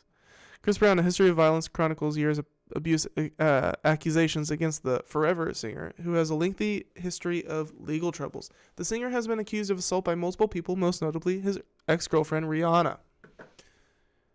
Which I would show the pictures, but they're probably too graphic for even YouTube. After the February 2009 incident with Rihanna, he was charged with felony assault and making criminal threats. In March of that year, he pleaded guilty to a felony 3 months later. He later accepted a plea deal of community labor, 5 years probation, and domestic violence counseling. Not nearly enough punishment for what he did to Rihanna.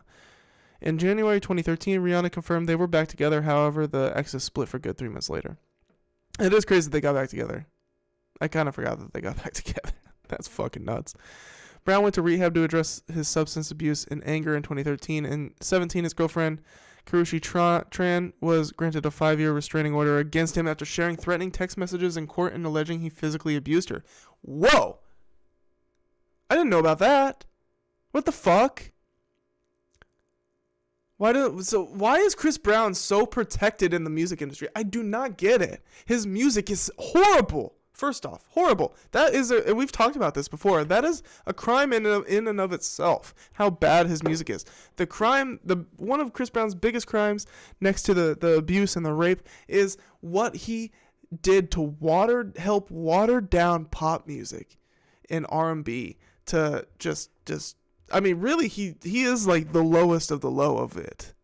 It doesn't get much worse than Chris Brown. So I guess in a way he. Thanks for being like the worst of the worst. So nobody else, at least it's a shitty person taking that spot, not like a person that's like kind of likable. But yeah, he makes shitty music. He abuses women. He's probably a complete douche ass to everybody. That one's just an assumption. But yeah, man.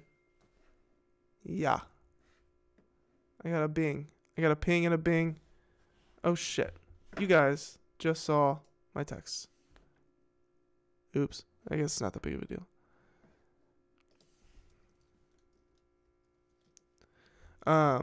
Yeah, there you go. You got a little bit of my text messages there. Why not? Doesn't matter because no one's here anyways. Oh, there is someone. What's up, dude? What's up, one concurrent viewer? I just showed my text messages, but it's not a big deal.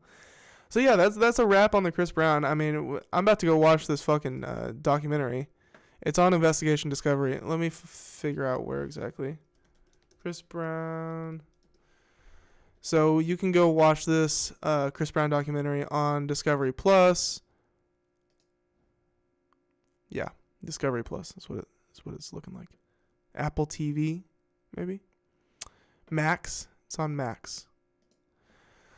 I will be watching this. I think we all need to watch this because for some reason this man is so fucking protected in the music industry. It pisses me off. An actual monster. Okay, we know Diddy's a monster. We know Kanye's a monster. Chris Brown is also a fucking monster, you guys. Okay? I'm sick of beating around the bush. Should we talk about Andre 3000? And then we'll get out of here. Really, I don't even have to say too much. We're going to watch this Fantano video. And I'm going to comment on it here and there. Here and there. But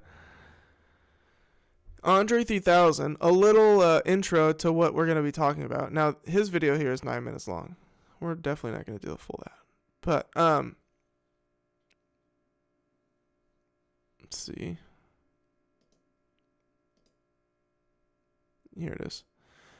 So yeah, Andre 3000 last year, one half of Outkast, as we all know, and as most of us should know at this point, last year he released his first solo album ever, and it was a flute album, a flute instrumental album, something that is so completely unexpected and out of left field that only Andre 3000 could pull it off, and he kind of did. So much so that he's now nominated for a fucking Grammy Album of the Year from this album. Which is a little crazy. You know, that's the power of name recognition, right? But there is one problem with the album. It's not counting towards his solo record contract with Epic as an Andre 3000 album. That counts towards his contractual obligations. So we'll have Fantano explain it a little bit because he can do it better than I.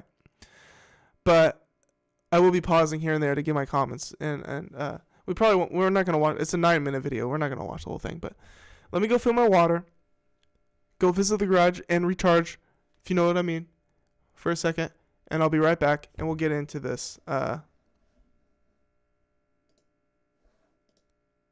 get into this.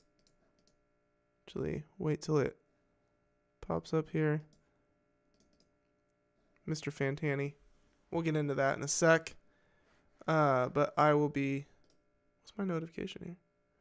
Oh, it's me. I'll be right back, okay, y'all? And then we're going to watch this Fantano Mr. Baldman video, okay?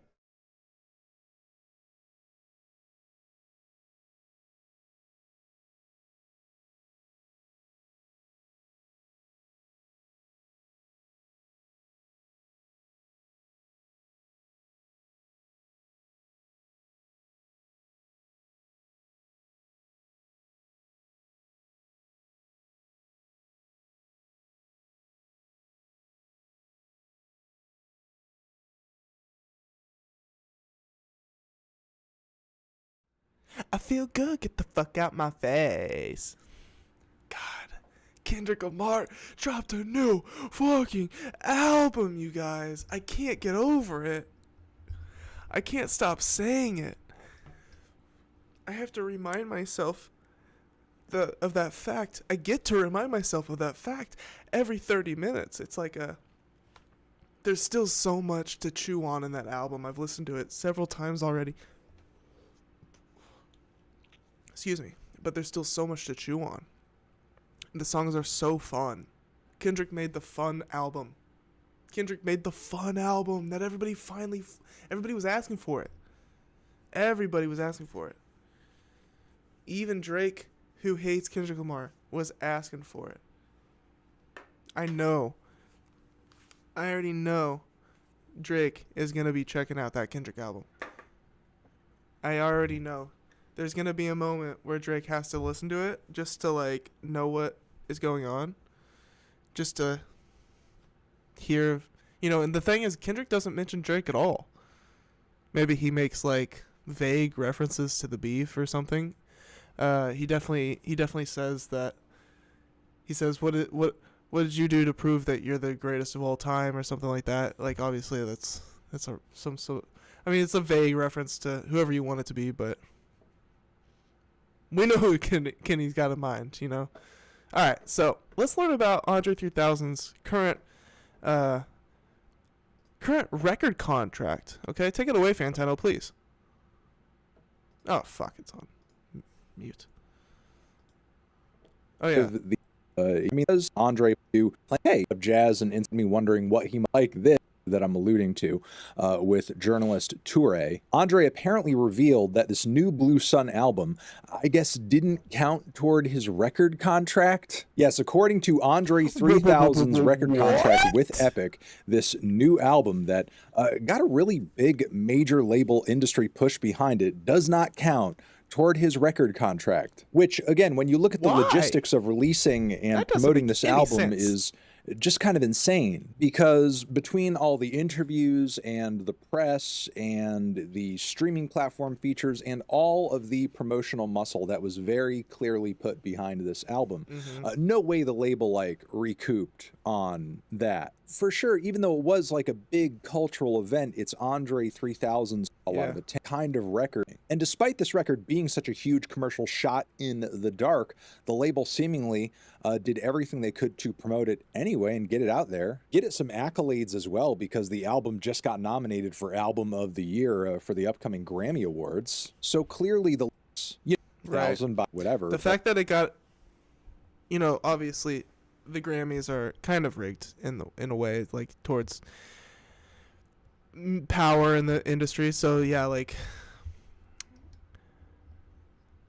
Andre has never dropped a solo album. So when he does, there's going to be a big push by his label, because all of this hype has been building up for so long, and then it got blown with this. Like, it doesn't surprise me that it is up for a Grammy because of the label politics at play there. But does it deserve it?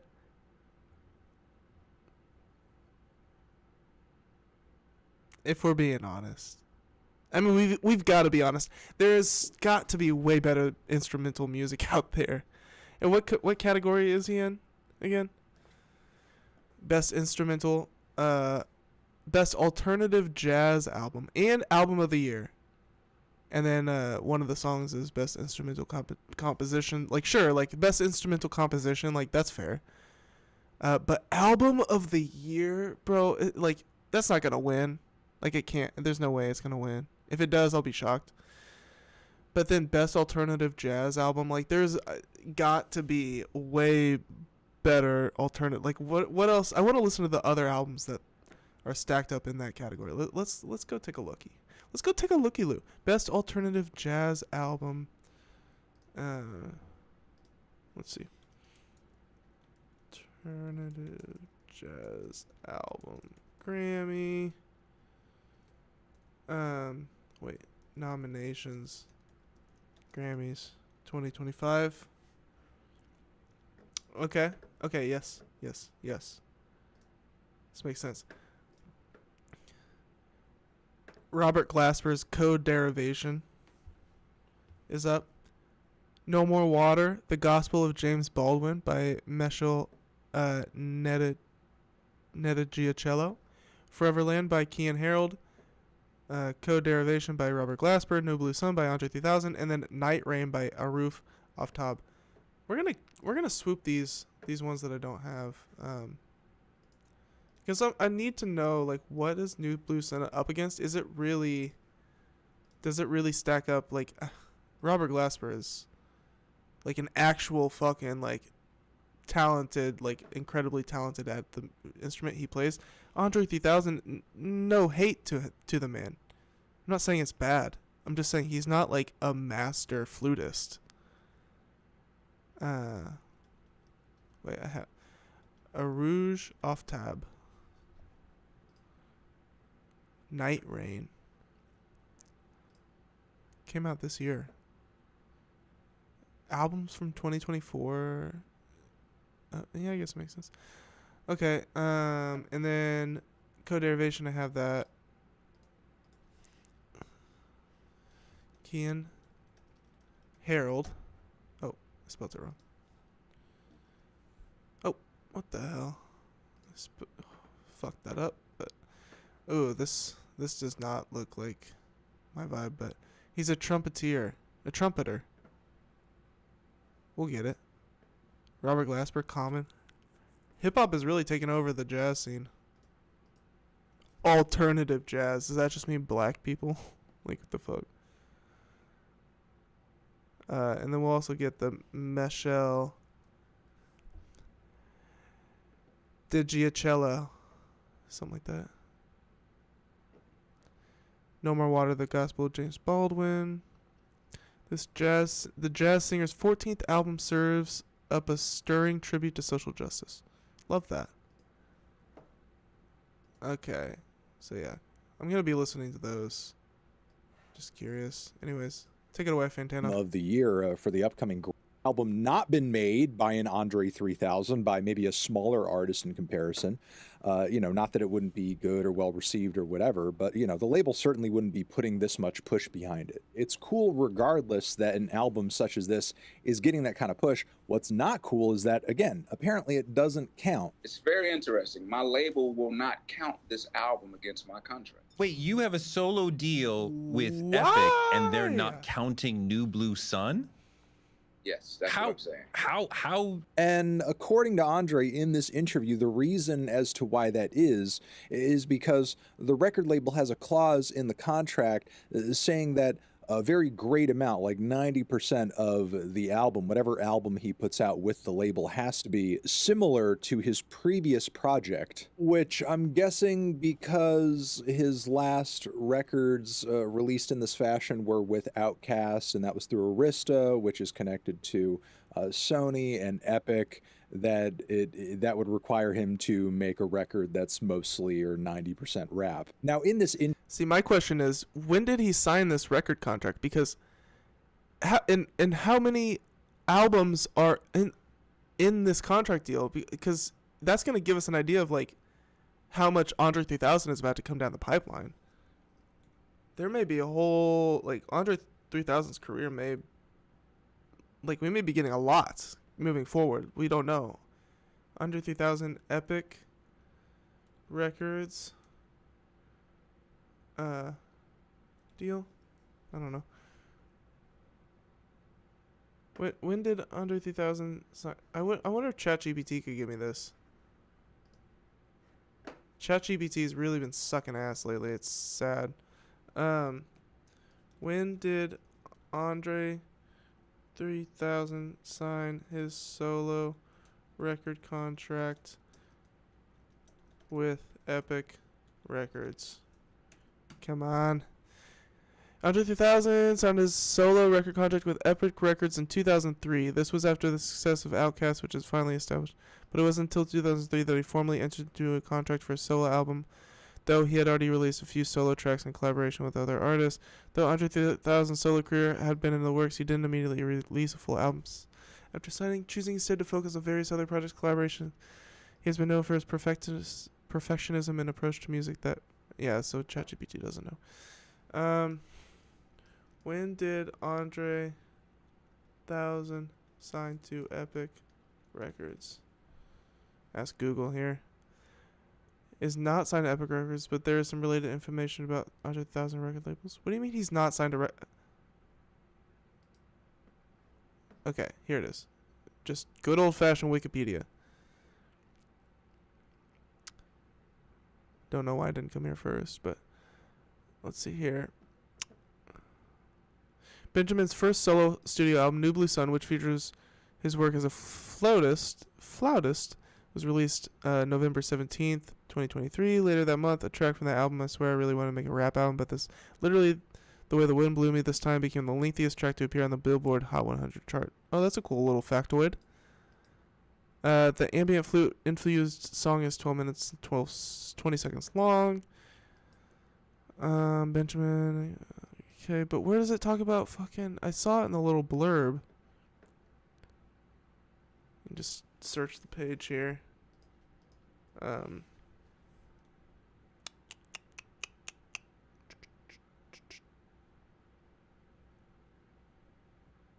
Epic. Here we go. He signed with Epic Records to release his debut solo album, New Blue Sun 2023, an instrumental recording showcasing his performances on flute. So he signed this record label, this deal, like, from what I can understand, somewhat recently. Okay?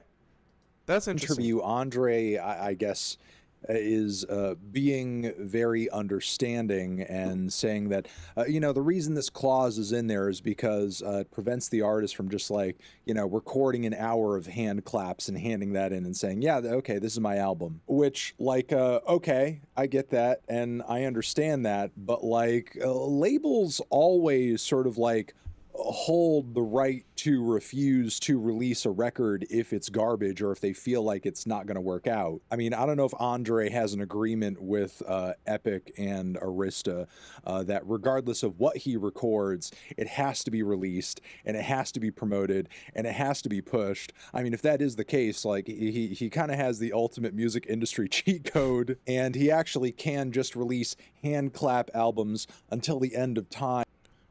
But that's clearly not true, because he can't even release a non-rap album, right?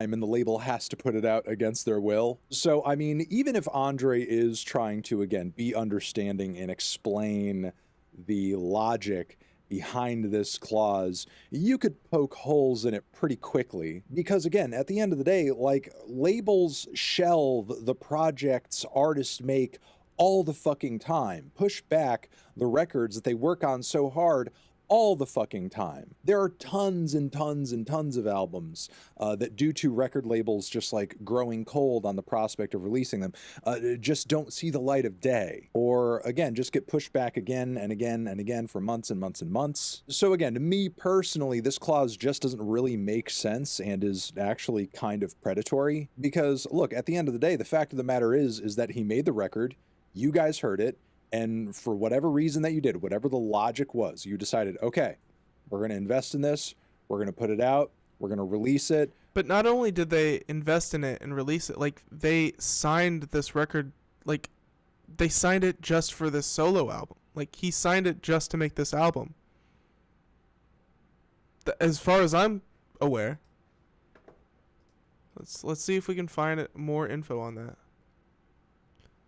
List of Epic Records artists.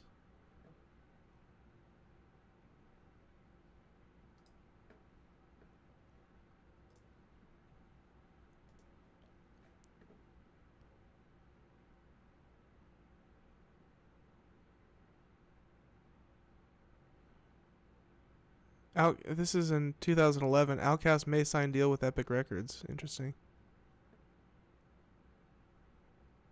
From BET.com. This is, written 13 years ago. Outkast fans have been pinning for a new album from the blockbuster group since 2006. Idlewild soundtrack. Now comes a report that the Andre 3000, they may sign a record deal at Sony's Epic Records under new chairman L.A. Reid.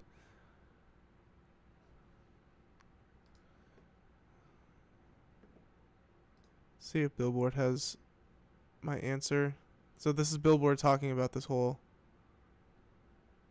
thing.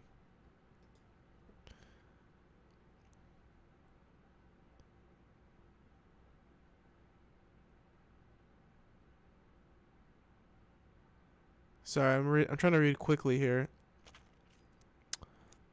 The Outkast rapper went on to reiterate that Epic CEO Sylvia Rohn and her team have been so supportive of New Blue Sun, and added that he has very little interest in getting out of his Epic deal. It's not like I'm trying to get out, like, let's hurry up and get out, and then, oh, I'm about to put out this rap album. He explains, nah, I don't have a rap album. None of that kind of shit, so I'm not stressed about it. I wish it would count. It's interesting news that artists should hear that this new album is not counting. Billboard reached out to representatives for Epic Records and Andre 3000 for comment. New Blue Sun broke record, blah, blah, blah. So Andre wants us to let us know that this is how they're operating. Andre sees how that's predatory, but he's not really concerned about it personally for his situation, because he's not even trying to get out. Like, he's just chilling, and maybe a rap album will come, maybe it won't, and he doesn't he doesn't really care. His career is, he's in his epilogue era, right? So but he's putting that info out there as a warning to other hip-hop artists for who it does matter to. Interesting. So Andre is still a real one.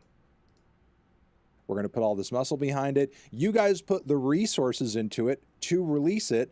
Why doesn't it count? You put all the effort into it that you presumably would for any other album that would count. So if it's not counting, then why is it getting its counting type resources and its counting type muscle and its counting type focus? If it's not counting, why are we acting like it's counting? Now, this kind of puts André in a weird situation. Good question. I mean, you know, he doesn't express any wishes to immediately be like, you know, released from his record contract anytime soon. But like, you have to imagine on some level that he, as an artist, is sort of like, you know, wishing for either that freedom or the capacity to negotiate and renegotiate in some way, you know, were he to finish his contract and get the ability to, you know, kind of re-engage with the label and really kind of leverage his influence and his cultural impact and his staying power. And while I'm not getting the sense that, like, you know, André has like a secret rap album sort of like in tow, just sort of like locked in the closet that is not seeing the light of day because he has issues with his label, I am starting to think that were such an album to exist or it eventually exist into the future, it's probably not going to be made while it's under these conditions. If this wasn't actually an issue, I don't think it would be coming up. Well, then how is he going to escape these conditions? See, this is the purgatory I was talking about. This is why I said André 3000 is in rap purgatory, because, and this is just Fantano's opinion or you know, idea of what's most likely to happen, but if André can't fulfill his record contract without making a rap album, but he can't make a rap album under these conditions, then he is in a feedback loop. He's not going to get anywhere, and we will never get another André 3000 rap album, even if it's potentially there, according to André. You see the issue? You see the purgatory? He is stuck. It does highlight a serious unfairness, frankly. Now, as far as this, like, you know, previous record clause works, I'm not sure if, like, he can release another instrumental album and then that would count because the previous album he made, technically at this point, See, that would be fucking awesome and hilarious. Was an album of that style, or the clause is probably in reference to the last album that counted. So he may still be like locked into this loop of, yeah, you have to, like, you know, keep releasing rap records in order to sort of like, you know, finish the contract out. But honestly, if this is truly the situation and André has nowhere to go and no way to finish out this contract, as long as he keeps releasing instrumental albums, I guess if Epic is willing to put in the huge push behind every single one of them, regardless of how well they do or what the demand is for them, I don't know. I say just keep dropping them and recording them. But yeah, just keep doing you, André. That's for sure. Like, just, and obviously he knows that. But he's also in a privileged position to be able to do that. So it's cool for him, but and I think André's way of giving back just as much as he can, I guess, in a way. By at least, actually, he's giving back in a bare minimum kind of sense. This is the least he could do. But at least he's telling the public, hey, this is what's going on. He's letting other up-and-coming rappers know, or just up-and-coming musicians in general know, hey, this is what record labels are doing. Be aware of it. Don't sign, you know, make sure you negotiate your contracts before you sign them, type of deal, right? Bullshit contracts, bullshit clauses, bullshit agreements, and certainly eye-widening to see that the industry has no qualms with being so deeply unfair. Yeah, it's sickening, dude. The industry does not care about musicians. The industry does not care. And frankly, that's true about any industry. Most industries, you know, for-profit industries do not care about the product. I mean, they do to a certain extent, but, you know, it's Efficiency is what they care about. To an artist of frickin' Andre's stature. But yeah, I'm gonna leave it there. What do you guys think of this and situation? I'm gonna leave it there. What do you guys think about this situation? Throw Fantano a bit of a like there. Yeah, Andre 3000 stuck in rap purgatory. Hopefully he finds his way out. I'm sure he will. If anybody can, it's Andre 3000. But honestly, he's not even worried about it. Seems like Andre's just chilling. He doesn't really care. He's chilling. He's fluting. He's raking in that dough. And he's Grammy nominated. So that's pretty fucking dope. Go Andre 3000. And with that, my friends, your boys got to go catch some Z's because I got to wake up early. Today was a big day. Again, if you didn't catch the beginning of the stream, we had a Kendrick Lamar album drop, obviously. Huge deal. I personally, in my own personal life, had a big day. I had a final hearing in a court case that I've been embroiled in for the last 6 years, and I won. Not only did I win against a shitty landlord, but it was we turned it into a class action lawsuit, and over 2,300 other people got monetary compensation awarded today, for being a victim of a slumlord. You know, that's what people call. But basically, he's just a notorious landlord in my city, and we got his ass. So, fuck yeah, bro! Power to the people. Kendrick Lamar happened to drop on the same day that I had that final hearing. Love it. Also got this new Teddy Fresh shirt in the mail. Arrived today. We did a little unboxing at the beginning of the stream. Hit that subscribe button. Hit that bell notification. I go live once a week here. This has been Scratched Up Live, number 21. Also, make sure to follow Quarter Day Recordings on Instagram and on TikTok and on Threads. And you can also follow me at Derek Obscure on Instagram and on X.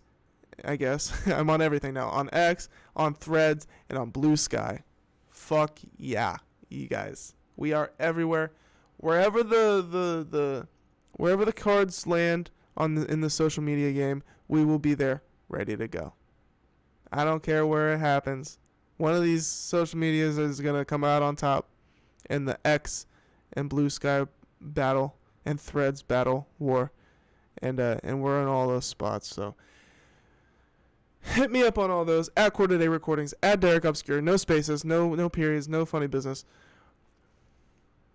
This has been Scratched Up Live number 21. And before we get out of here, actually, hold on. I might have to redo my outro a bit, but not that bad. I just want to play my... This has been Scratched Up Live number 21, you guys. I hope you had fun. Rewind the VOD. Go watch the whole thing back. We had fun here tonight. We did have fun. My daughter was running around for a while. Now she's asleep. But yeah. I love you guys. Good night.